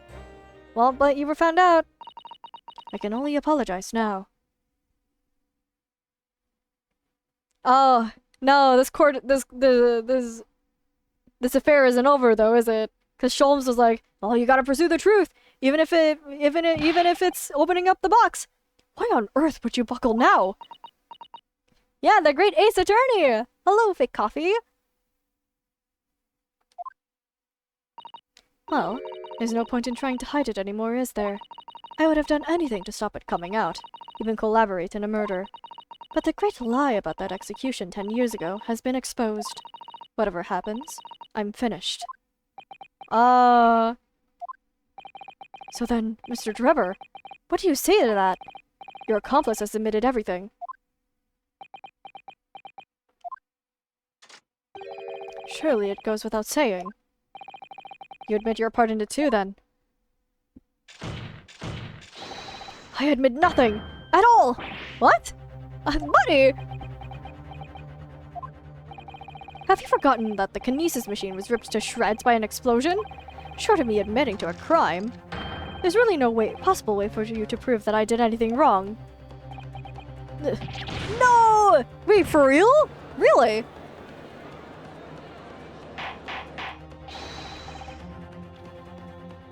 Order, order, order! Whatever this man says, I admit everything. He threatened to expose my secret, so I went along with his plan. Oh, okay. And Lord Van Zeeks? Yes. I hope you'll accept my apologies. What happens next is in your hands, of course. Oh, that's ominous! Uh-oh! I have heard more than enough now. I hereby present the final findings of this court. Oh! This trial is not the proper forum in which to pursue the alleged wrongdoings of Mr. Drebber. The defendant is Professor Albert Harebrain. No! We gotta keep pushing! Very true. It had slipped my mind. Isn't he one of your closest friends? As the court has heard, Dr. Sith has admitted to the allegations brought by the defense, thereby absolving the defendant of any possible guilt. Oh shit! You mean... At present time, it is the conclusion of this court that the defendant was not involved in any wrongdoing. Does the prosecution have any objection?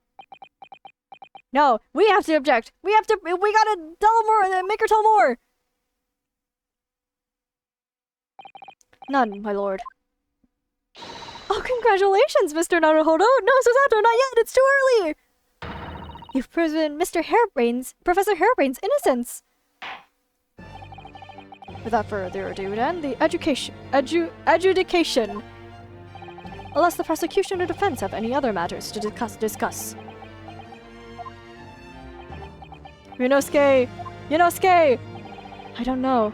This doesn't feel quite right. Why did Dr. Sith suddenly admit to it like that? Is everything alright, Mr. Naruhodo? Like you said before, the way the trial is set to end now, the judge will certainly deliver a verdict of not guilty. But is that really what we want? What the defense should be pushing for now is... Oh. Further testimony! Objection! Here we go! The defense objects to the trial ending at this time, my lord. I beg your pardon? We demand one final testimony. Here we go! What? Alright, Dr. Sith. You do realize I'm about to adjudicate in favor of your client, I presume? What are you playing at now, my Nipponese friend? Why would you want to obstruct the conclusion of the trial at this point? No defense lawyer in his right mind would do that. No, but we gotta find the truth!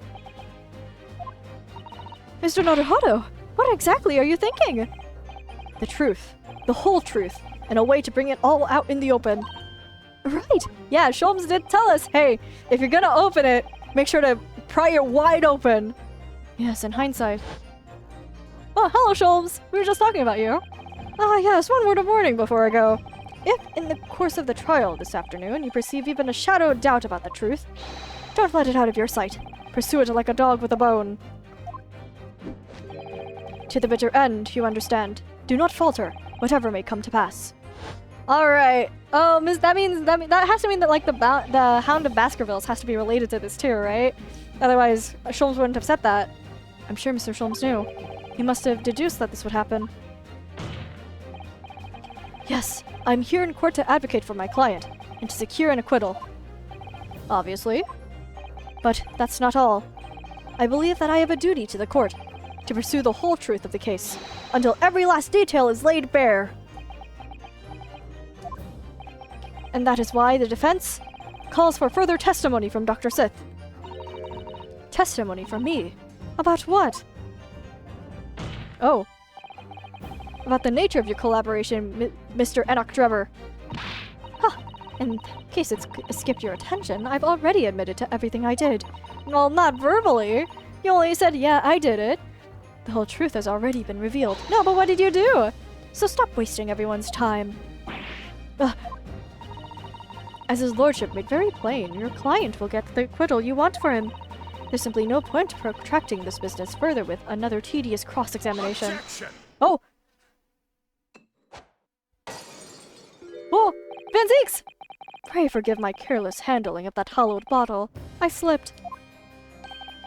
That's what you call it? Whoever that hit, that poor guy. What is your objection, Lord Van Zeeks? The prosecution also calls for supplementary testimony from the witness. Let's go! Don't be stupid. Oh, a calm hand's down placed. If there is more to this case than has yet to come to light. Hang on, I have to move around some windows real quick. Then I will join my learned friend, pursuing the facts until the bitter end. Let's go, Van Zeeks! You'll what? Lord Van Zeeks. This is most irregular, to say the least. However, as the prosecution also calls for it, I will uphold the request. Dr. Sith, you will testify for the court, explaining the full extent of your involvement in the murder apparently committed by Mr. Drebber. Very well. Oh, you weren't expecting this, were you? Alright, waxwork plot. All began at the scene when I saw the waxwork and the note tucked inside his jacket. The actual body of the victim, as indicated in the note's instructions, was beneath the experimentation stage. The body had to be arranged in a certain ways to implicate the defendant, which was my job. I enlisted the help of the entire forensic investigation team to address the scene appropriately. The entire team was in on it! The truth about the execution 10 years ago is a state secret of the highest level. I had to protect it.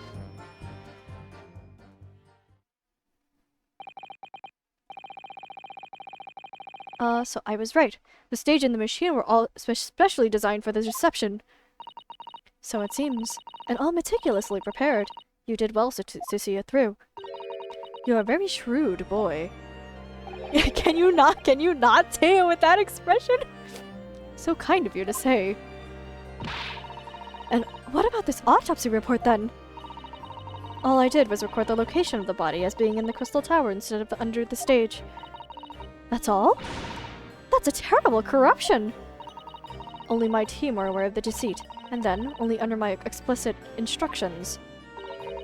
Nobody else at Scotland Yard knew anything about it, I assure you. Must be thankful for that small mercies, I suppose. Well, I believe that testimony has clarified everything. There's no particular need for cross-examination, I would say. No, I disagree. I can't shake the feeling that something's wrong. Just look at that expression on Dr. Sith's face. Yeah, I would have to agree. It's the defense's right to cross-examine any witness following testimony. Duh. What is it about you Japanese that makes you all so doggedly persistent? Because we're about to figure you out. Okay, very well. If you so desire, counsel, proceed with the cross-examination. Yes, my lord.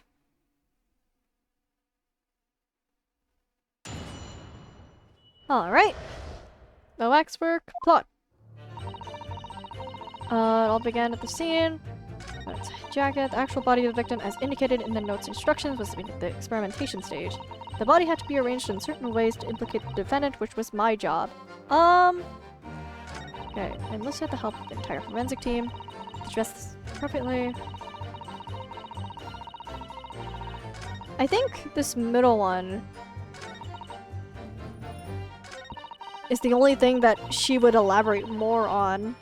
So let's press that. When you say arranged, I presume you mean with this. Yes, the instructions in the engineer's notes said something along the lines of fabricate some evidence to make it clear that Harebrain alone could have killed Asmund. So, you mean that was your doing? I fetched Harebrain's ridiculous screwdriver from the stage and took it with me, alone, to the abyss under the stage where the birdcage had fallen. Alone, Doctor? Oh, why did she say alone? I didn't feel it would be appropriate to involve anybody else in the particular part of the deception. Oh! Oh! Whoa! There was a void under the stage where I found the birdcage lying in the dirt.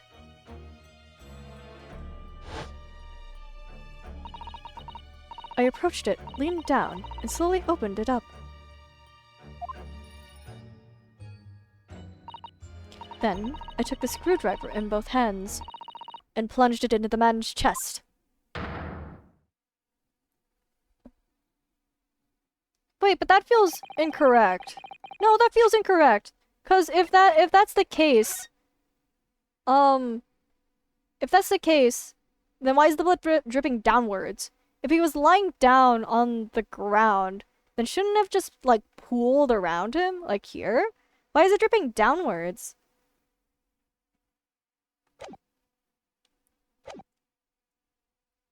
And then you noted that in your fake autopsy report. As a fictitious cause of death. Exactly. So, the actual cause of death was the trauma resulting from the 30-foot drop. My word. What is it, Mrs. Otto? Something about Dr. Sith's last statement is playing on my mind, that's all. Yeah, me too, Susato. That feels incorrect. Yes, mine too. Dr. Sith? There's really no need to shout. I can hear you perfectly well. The defense calls for you to add what you just said to your formal testimony. Oh? Which part? What I want her to supplement her testimony with is... Oh. The real cause of death, I think it would be hard to disprove that he died from the drop as opposed to the stabbing, because we don't have that evidence. I feel like what she did to the victim makes more sense, because she's saying that she stabbed him while the cage was laying down, but that wouldn't make sense if there's blood dripping down from the stab wound. So that doesn't make quite sense. So what she did to the victim. How you stabbed Mr. Asmund in the chest. That part. Fine, if that's what you want. But there's really no need to point. Manzix is gonna point too. The prosecution concurs. Thanks for the additional point. Can the judge point too? Aw, no pointing. Very well. We will supplement your testimony now, witness. If you wish, my lord. I stood over the victim's corpse where it lay in the tall cage and plunged the screwdriver into the chest. That doesn't make sense when you consider the photograph.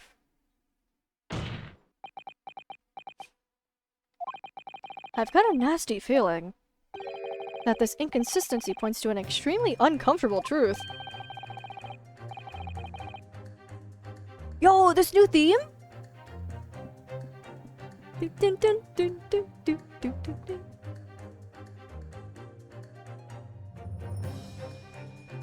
Oh, I really like this one. Sorry, I heard a difference in instrumental prelude to pursuit. Woo!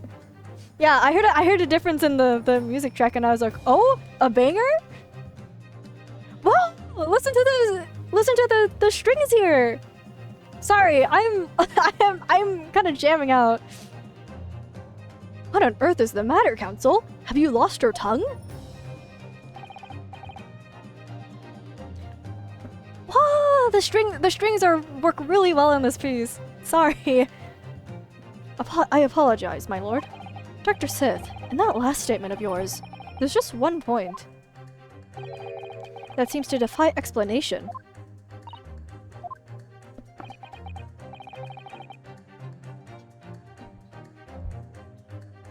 Out with it, my learned friend.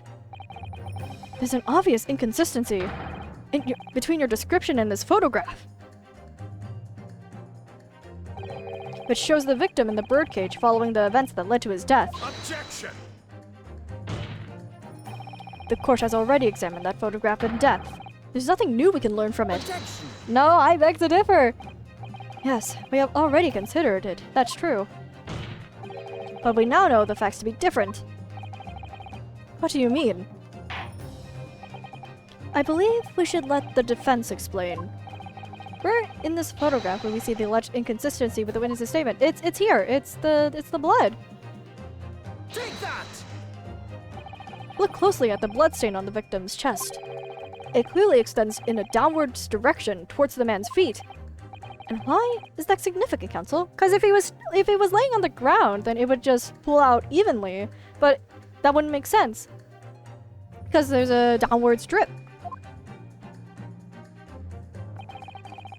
If the victim was stabbed moments before the kinesis machine was set in motion, that's entirely expected. Oh, of course! No, that's not what happened. He realized it himself. Oh, I love this. I love the judge. This contradiction is hard for a lot of players since they don't think about the directionality of the bloodstain. Yeah, I feel like if I didn't have to go through the evidence again at the start of this stream session, I probably would have missed it. Because it's been 2 weeks, so I just wanted to review the evidence again, just go over the evidence again real quickly before jumping in. Thank God I did that, because I don't think I would have noticed that from this either. If I think I would have forgotten about it at this point. Exactly, my lord. Dr. Sith made it very clear in her testimony just now that the point at which she stole Professor Harebrain's screwdriver and stabbed the victim. was after the grand deception was set in motion, when the birdcage had fallen below the stage out of sight. From the shape of it, it's clear that the birdcage would have fallen on its side after the 30-foot drop. And if the victim had really been stabbed whilst inside the birdcage in that position, the blood from the wound would have spread out equally in all directions. Ah, there we go. Or it have formed the longitudinal appearance we see in the picture is inconceivable. Oh, we caught you, Sith. Ah. Given that the victim's blood seeped vertically downwards from the wound, it must have been the case that when you stabbed Mr. Asmund, he was standing up. In short, Dr. Sith. Oh, she killed him with her own 2 hands. Your latest testimony was a total fabrication. Yeah, we caught you! Oh, let's go. And then the pursuit theme, following the prelude to the pursuit. Alright, I knew it. I was right. Now that I've identified that contradiction, there's only one way to explain the facts. We've all been under a great misapprehension here. What? What sort of misapprehension? Dr. Sith? Oh, the lead up with the prelude to pursuit makes this so much better, I think. You claim you were coerced into helping Mr. Drebber as a result of the note he left in the waxwork. You claim that you made changes to the scene of the crime to implicate the defendant. And you claim that you authored a fake autopsy report to cover your tracks. But one of those claims is an out-and-out lie, because the question of what the bloodstain really tells us has only one possible answer. If that is the case, what is it, man? Counsel, you've clearly struck upon a revelation. Now tell the court what it is. Which part of Dr. Sith's story is shown to be a lie by the contradiction? The stabbing of the victim. The answer is very simple if you consider the sequence of events. If, when the victim was stabbed, the blood was from the wound seeped downwards, as it did, we can be sure that the victim must have been either sitting or standing upright at the time. But as you rightly pointed out, the birdcage would have fallen on its side when it fell beneath the stage. Yes, it would, which tells us that the victim must have been in that position of his own accord. Wait, what? Objection! That's impossible! The man was dead, remember? No, that is the misapprehension. Wait, what? He was still alive! When the birdcage fell from the stage into the void below, it must have hit the ground with considerable force. Oh, he was still alive! He got up! Mr. Asmund didn't die in the fall. He got up! He probably lost consciousness for a while, but when he came around, he got to his feet to climb out of the cage. And then she was there to finish the job, just as Dr. Sith appeared.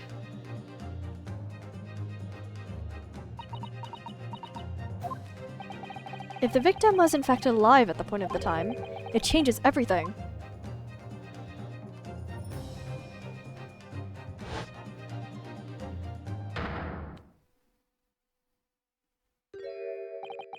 Oh. Oh, it was part of his plan! Oh, that's why they don't show that. I was kind of thinking, oh, why didn't she just show the note that Drebber gave her? No, that's why. Mr. Odie Asmund's killer wasn't the defendant, Professor Albert Harebrain.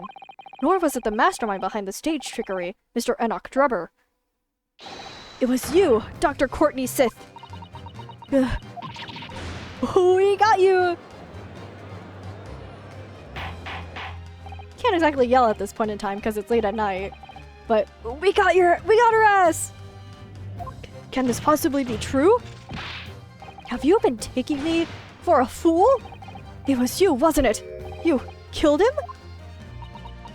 Oh, was that not part of the plan? You hoped that by admitting to being an accomplice in Mr. Drebber's scheme, the trial would end, before you were accused of a far worse crime. Cold-blooded murder! Oh, she wanted Oh, she wanted pity points for being coerced into it, but when she was an actual willing, like, accomplice. Oh, do shut up. You're so desperate now, you're making all of this up. As if I would do something like that. Objection! Huh?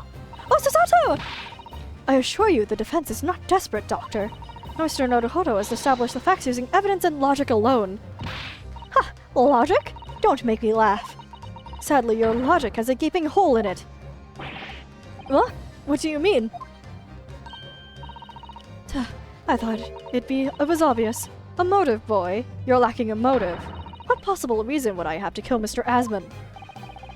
Asman was involved in any number of criminal activities, from coercion to theft to murder, but there is no known connection to Dr. Sith there. Oh. I'm rather relieved to say it does seem rather far-fetched. True, there's no obvious motive, but there's still something in the back of my mind. I feel sure I've seen something somewhere that hints at why the coroner might have done this. Uh-oh. We might be in a little bit of trouble. Yes, I might have tampered with the crime scene and concocted a fake report. But murdering someone for no reason is a very different story. Objection. No, when you questioned what possible reason you could have for wanting to kill Mr. Asman, something did come to mind. What? What is it, Counsel? Enlighten the court at once! I was taking a deep breath. Yes, we saw it yesterday, didn't we? Did we? Did we? Uh-oh, I don't remember! It's been 2 weeks! It's not in the evidence! Something that seems strange, but we had no reason to suspect it at the time. There's a particular object that explains why Dr. Sith would have wanted to kill Mr. Asman. It can't be the mask. It can't be the screwdriver. It has to be the scalpels. It's a scalpel. Or rather, scalpels. Did you say scalpels? Someone, Runex, can you please enlighten me, please? It would appear that word has struck a chord, Doctor. You... Come on, out with it! It was yesterday, when we visited your laboratory. Oh, she ushered us out, like, pretty quickly, didn't she? Yeah! And then we saw her, we had to look at her book. I don't and then it said like 500 scalpels or something for one of the logs, doesn't it? Look at this thick book here. Ah, it appears to be an accounting ledger. It's a record of the forensic investigation team's spending, I think. Oh? What is it? It's clear that the team purchases various equipment and supplies on a monthly basis, but... Well, one entry seems rather strange. Really? In what way? They're buying 500 scalpels every month. Oh, that's it. Oh, is she also getting blackmailed by Asman and the scalpels is to cover it up? 500 scalpels a month? At first, I wondered what on earth you could be using that many scalpels for. But actually, I realize now it's not the scalpels themselves that are significant. It's the money for them, disappearing every month from the department's accounts. Asman's criminal organization relied heavily on extortion for its funding, tracing the money from the forensic investigation team's account to find out where it was going. Would be extremely straightforward.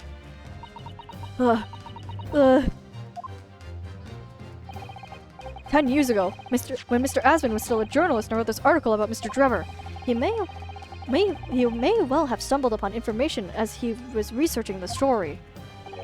Information relating to Dr. Sith's darkest secret that he would use to rack money from her for the next decade.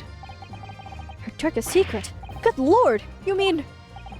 I don't know what happened on the night of that execution 10 years ago, but clearly the opportunity to rid yourself of that menace was too tempting to pass up. So in the end, you weren't coerced at all, were you? You did it entirely of your own free will. You stabbed Mr. Asman in the heart with all your might. To silence the blackmailer who knew your dark secret forever. Right. Bye-bye, Sith. You'll never understand. None of you. What we've had to keep covered up all these long years. calm breakdown.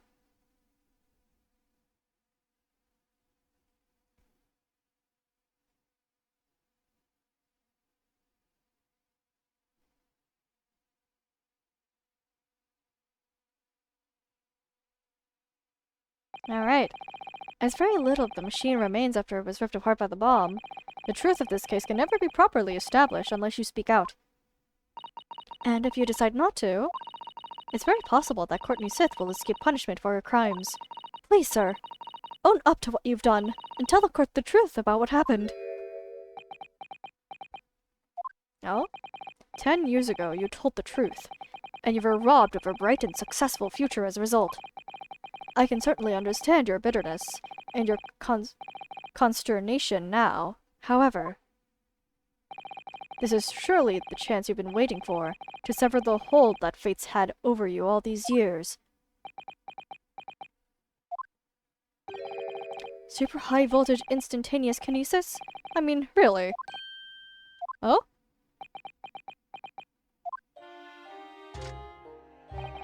It's the addle-brained mock scientists that are the worst, you know. They don't recognize the fact that they don't have talent. They can't even get that right. And so they end up chasing impossible dreams, having unbridled faith in their abilities. They go on and on about their wonderful hypothesis, their stupid eyes shining like a little child's. They make me sick. I can't abide their foolishness. Careful, Mr. Drebber. I was particularly pleased with the kinesis machine. It made for quite a show, didn't it? Oh! So you admit to it.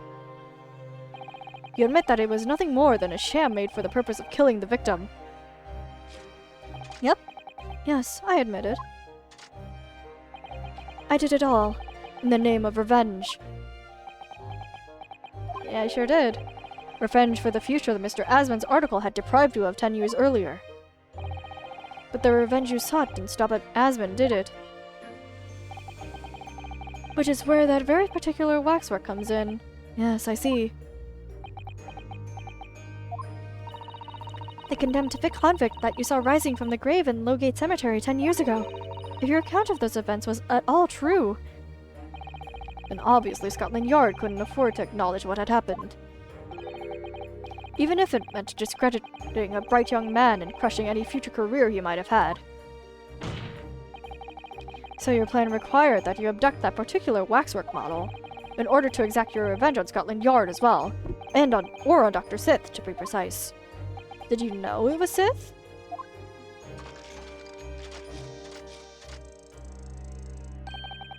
It was a year ago. By some extraordinary twist of fate, Asman turned up at my workshop. He didn't remember who I was, of course. He just wanted to employ my service as an engineer. And he happened to have a paper with him. An article on the front page caught my eye. About the coroner who had handled that bogus autopsy being appointed head of a new forensic team. When I learned that news, my cognitive processes started to devise the plan. What a horrid tale! He robbed me of my future, so I wanted to use the man's own wiles against him, for revenge, and have that rotten Scotland Yard eating out of my hand at the same time. I wanted them all to suffer the same humiliation I'd had to suffer.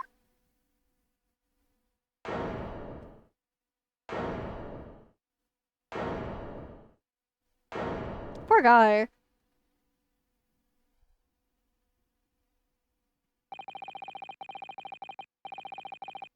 Your actions against those who'd ruined your future were justified as revenge, at least to yourself.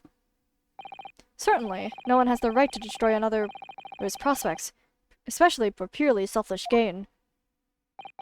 And yet, in carrying out your plan, you did exactly that to someone else, didn't you? Did I? Yeah, it's a Harebrain. Professor Harebrain's only crime was passion for his hypothesis, but you had no compunction about sacrificing his future to effect your revenge. You knew that he would be forever branded a failure and a fraud. Perhaps life treated you unfairly 10 years ago, and others' misconduct left your life in tatters. But remember this. Your own actions resulted in exactly the same thing for another perfectly innocent young man. I don't think he cares, does he? Oh, no, he does! Oh, he does! Never mind. Poor guy.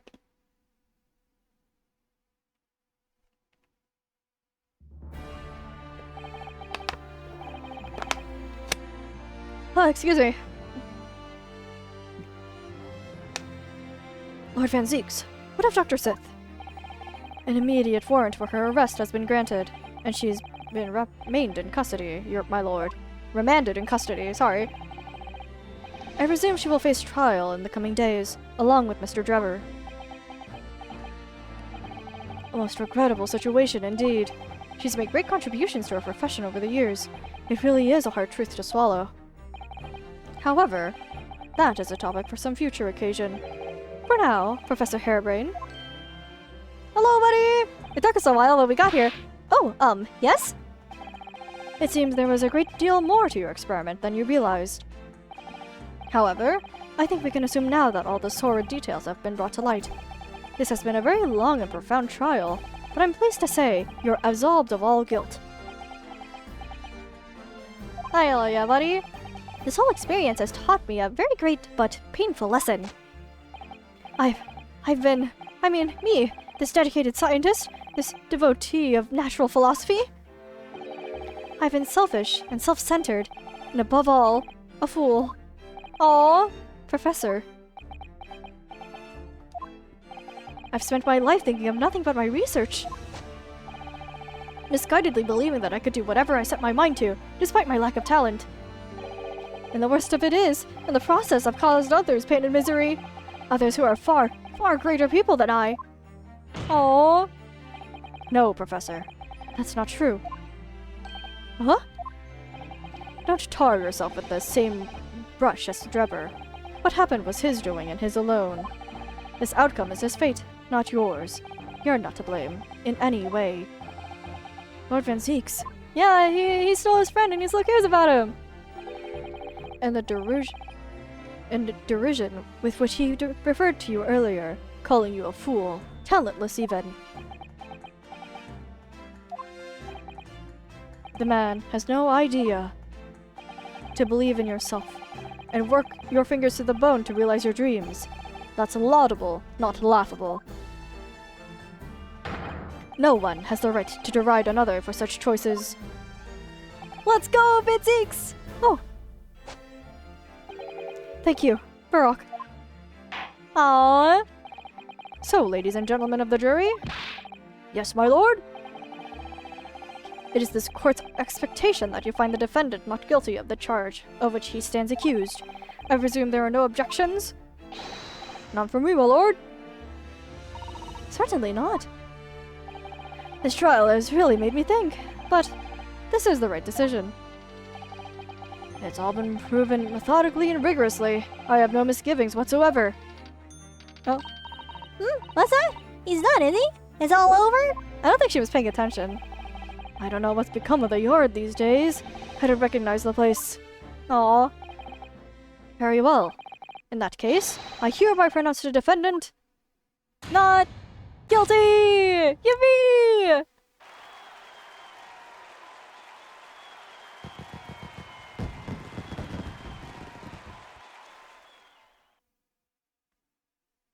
Do, do, do. Alright, court is adjourned.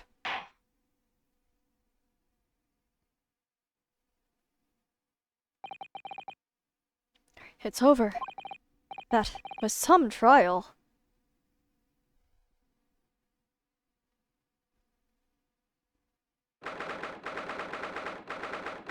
Alright. Defendant's antechamber! I think we'll probably play out this chapter to the end, and then we'll call it a night. Professor, what a splendid outcome, isn't it? Oh, it is! Congratulations, Professor Harebrain! Oh, yeah, he's probably exhausted. Mr. Naruhodo. Mr. Zato. I am truly beside myself with gratitude. However, can I thank you enough? I'm just glad it's all been cleared up, that you realize you were just caught up in a bad situation. Right now, you know, if I had that research grant money, I'd give the whole lot to you, every penny. Well, that's very kind, but I'm just a student, so... We don't need any financial reward. Your acquittal is more than enough. Oh dear. Oh, what can I do? Aha! Oh, how about this? There's a memento! The paper about my hypothesis is inside. Oh, well, just as a memento then. Thank you. Look at this guy! I've been wondering, Professor. What are you going to do now? Oh my! Yes! What am I going to do? My hypothesis and my great machine lie in ruins. But still, it's been too long since I was last in London, so perhaps I'll enjoy some sightseeing. I must explore the great exhibition whilst I'm here too, and see if new inspiration hits me. Oh yes, that's a wonderful idea. I can't allow that. Oh, who's this? Oh, Van Zieks! Lord Van Zieks, what are you doing in here? Brock! I'm sorry you had to go through that, Albert. Oh, they are still friends. Well, if I'm honest, it was terrifying. You're like a great demon behind your bench there, snarling down on your prey. Oh, I don't think that's the image you want of him. Oh my god! You're one of the few true friends I have. I couldn't leave it to anybody else to handle the prosecution. Or the defense. Oh, sorry? Or the defense? Did I just hear that right? Oh, he was counting on us to find him not guilty then. I always knew that you had my best interests at heart. Don't worry. How about you show me around while I'm here in town? It's been a long time since we left university. We have a lot to catch up on. Listen, Albert. In a few days, your acquittal will be made official. When that happens, you must head straight to Dover. I'll accompany you. What? Oh, the curse, right. From there, you'll cross the channel and make your way back to Germany. I've already purchased the tickets. But no! Hold on a minute, Barack! What about the great exhibition? This is the chance of a lifetime for me! I want to look around! No sightseeing, Albert. Give up on the idea. Sometimes it's hard to see any warmth in those eyes, Barack. Lord Van Zieks. What's all this about? A necessary precaution. Yes, I think I understand. You do? Well, Iris told me that when you met Lord Van Zieks at his office some days ago, he asked how Mr. Natsume was doing. Oh, yeah, he's worried about his curse. Yes, that's right. I remember being surprised at the time, and thinking it was nice of him to ask. The point is, Mr. Natsume is still alive and well! Even though, it's been more than 6 months now since he stood trial with the Reaper as the prosecutor. Ah, you mean... the Reaper's influence doesn't stretch overseas? Those in the Reaper's sights meet their ends days or sometimes months after their acquittal. That's been the pattern up till now. But of course, we know that both Mr. Natsume and Gina were completely innocent. True. And perhaps that governs the Reaper's actions. The truly innocent are spared. But I don't want to take any chances with a close personal friend. Barack! Like the mustached Nipponese, this man should leave the country without delay. That's why I'm packing him off to Germany at once!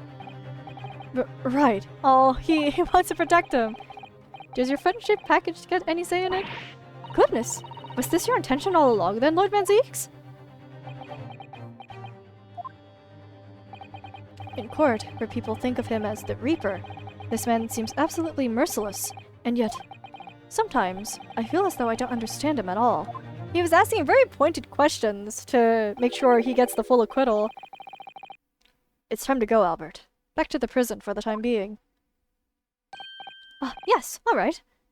Well then, Mr. Naruhodo? Thank you so much for everything! Not at all, Professor. It was a pleasure getting to know you. Best wishes, Professor Harebrain. Once the dust is settled, you must come and visit me in Germany.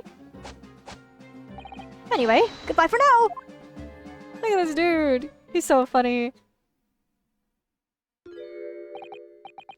Now, my Nipponese friend.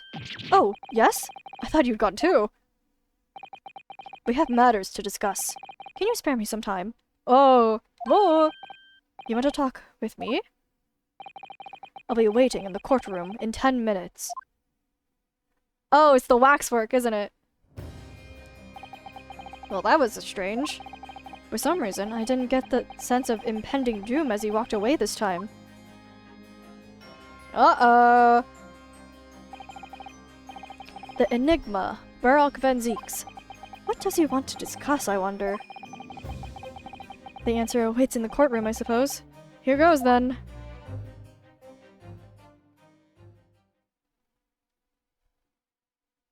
In 10 minutes? Isn't the courtroom, like, right there? Alright. The Old Bailey courtroom. What's up with the wax artist? Wax sculpture. So, are you satisfied? You saved a guileless scientist from a great injustice. Yes, I think so. I'm relieved, at least, that the man's innocence could be proven.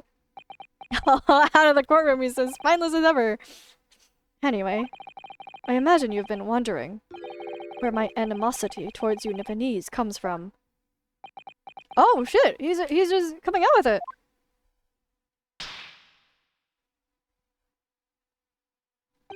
Well, at first I thought you just didn't like me. I imagined you saw me as a pretentious child from an unimportant land who had no business being here. But now, I think differently. You clearly know our ways, so I would guess that some specific incident led to your thorough dislike of my race. Will you tell me what happened, please? The professor. I thought I'd never hear that name in this courtroom again, to be honest. He took your brother's life. Clint. My brother was Clint Van Zieks. Oh, 16 years ago, when I was still just in my teens, he was already the director of prosecutions and a key member of the judiciary. Wait, how old is he if he's 16 years ago? Or if that was 16 years ago? I looked up to him. He was everything I aspired to be. Oh, me too, Sasata. He was involved in the establishment of justice systems in foreign countries as well. There was exchange programs between Britain and other nations then too, to share knowledge and ideas. As part of one of those programs, 3 judicial students came to Britain from your homeland, the Empire of Japan. Oh! If it was 16 years ago, then one of them could have been my father. Oh, Mikotoba! Of course, I remember Dr. Mikotoba well. I had no idea. I was a minor at the time, training at the prosecutor's office. One day, Clint introduced me to 3 visiting Nipponese. So, you've actually met my father. He and his colleagues were polite and amicable. They were adept in their work, and exacting in their standards. It was my first encounter with the Nipponese spirit, and it made a very great impression upon me. But 6 years later, that's when it happened. The investigation. Oh, Barak was 16, 17. Oh, okay, so not as young as I thought, as I started assuming he was. So he's like, if that was 16 years ago, then he's like in his 30, like either late 20s or early 30s then. Okay. Just going nowhere. There were no suspects even, just an ever-growing list of victims. And in the end, my brother became one of them. The last, in fact, before the case was finally resolved. I'm so sorry, Lord Van Zieks. Truly. Clint was always ready to put his life on the line for justice anyway, so he wouldn't have wanted it any other way.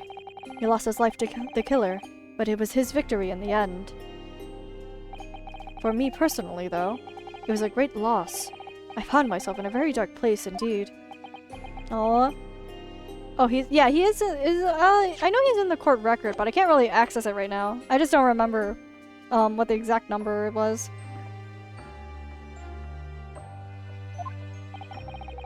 When I finally found out the killer's identity, The reason why no one had been able to catch the man sooner ceased to be such a mystery.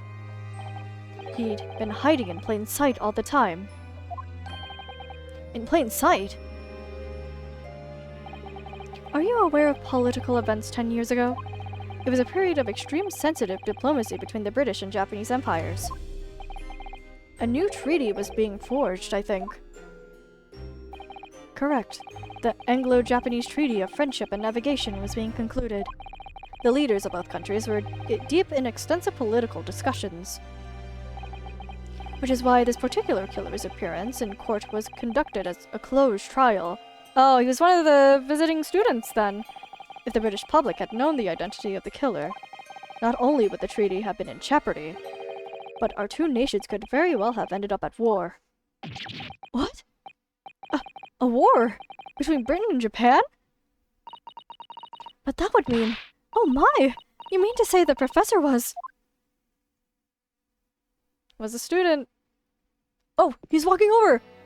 When the trial reached Oh, its shit! conclusion earlier, He's I speaking! thought to myself, yes, it's time.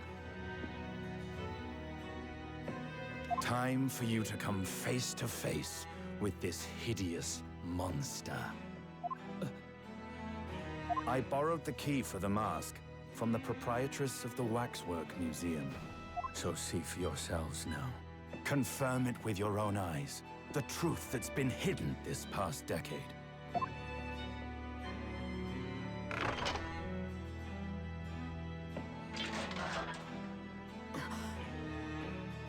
Oh shit! That's the professor? Yes, that's him. Until now, the thought never even crossed my mind. That the mass murderer, whose crimes shook Britain as never before, was Japanese. Sorry,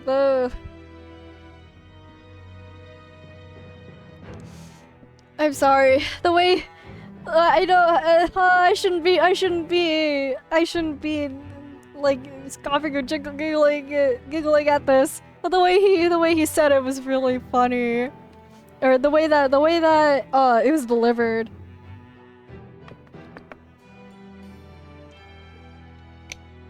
I shouldn't be doing that. Sorry. It's just when he said that, the immediate thought in my mind was the one the one like TikTok, I think, where it's like the dude getting up to heaven, but it's Chinese, and the dude goes, I just didn't think it'd be Chinese. It had that same like cadence, and I was just like, oh no, I'm gonna make a noise. Sorry, this is very important. This is very important plot. We need to take this seriously. I need to take this seriously. Sorry. Wait a minute. That face. I feel as though I've seen it somewhere. It's strangely familiar. Oh?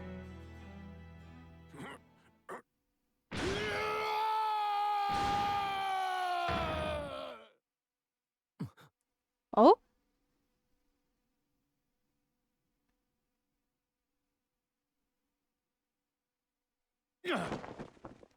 Oh, that's Kazuma! You've been alive all along! You son of a bitch! Father. What? Father?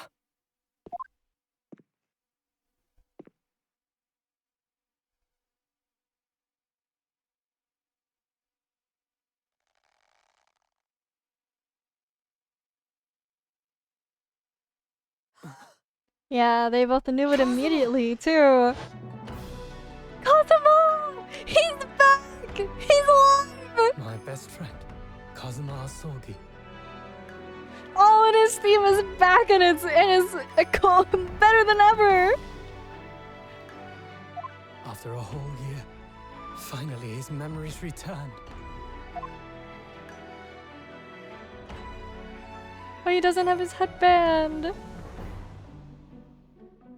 As he stood there before me. Or should put this on autoplay. Oh, oh, oh my god! Hello again.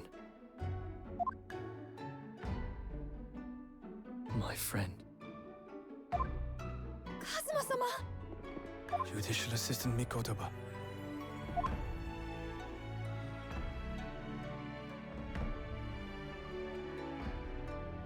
It's been a very long road. Thank you.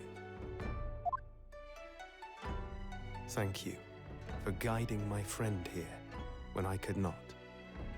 It was an honor.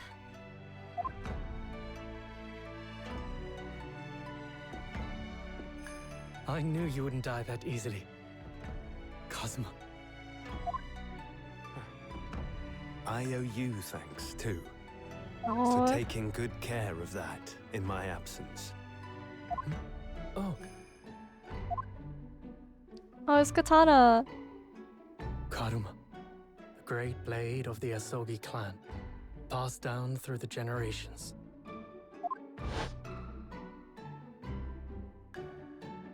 Oh. When we left Japan, this sword was at my friend's side. A Japanese man's katana is his soul, and he couldn't be parted from it.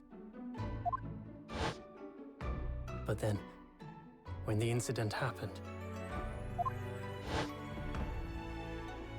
it was Susato-san's wish that I inherit the sword, and I've kept it with me ever since, along with my memories of the friendship we shared. Oh. With this by my side, I always felt that you were watching over me somehow.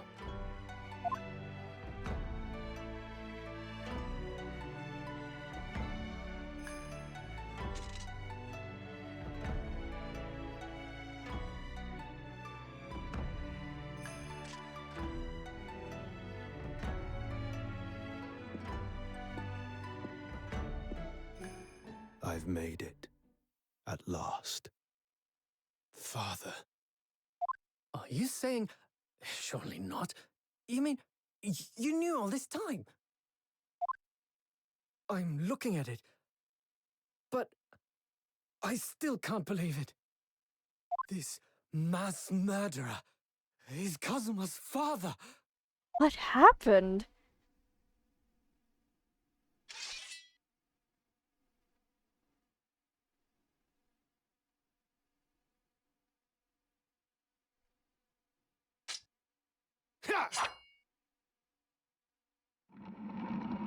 Bye-bye, buddy. No more, no more exhibit. Oh, this sword sheath is so good. Kazuma-sama.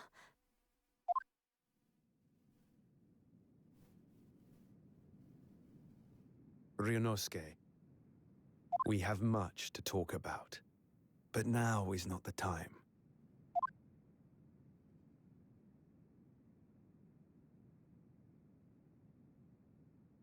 I'll be seeing you. Oh, no hug. No, well, yeah, it was a tearful reunion, but I need you two to like, I need you two to make up that lost time now. That's You all two Kazuma with said that's with Mikotoba too. before he turned and left us there in the courtroom.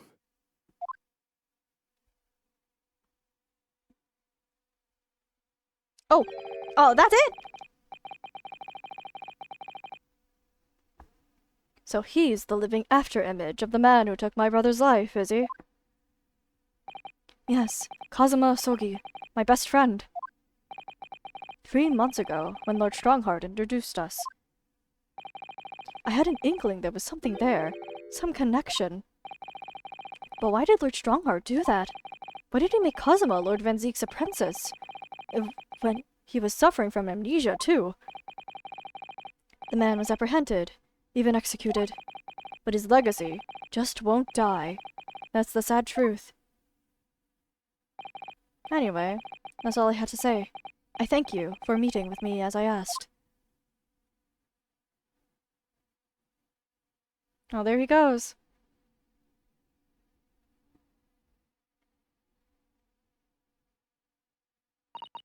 "10 years ago, my grandmother took me to the railway station. We were there to meet my father from the train. For me, it was the first time I'd ever seen him. Poor Susato-san.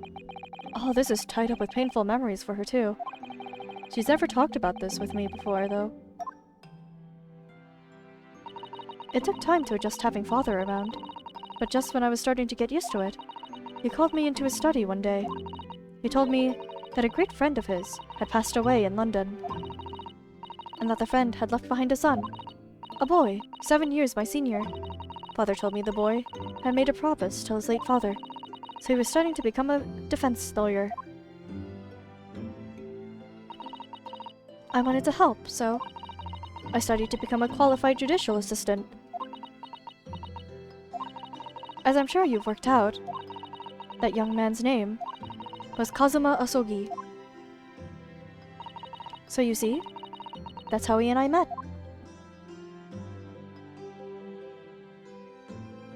For a brief moment, Oh, my great friend had returned, only to disappear again all too soon.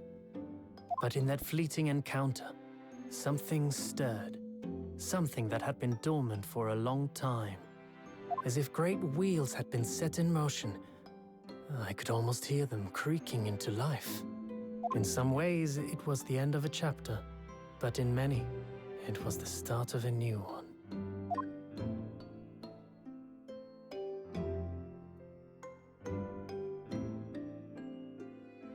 and wow, what a chapter! What an end to the chapter too. God damn. The demasking. Yep, let's save. Oh, that's all my huh? That's all my slave slots. What happens if I decide to go back to a chapter to achievement hunt here?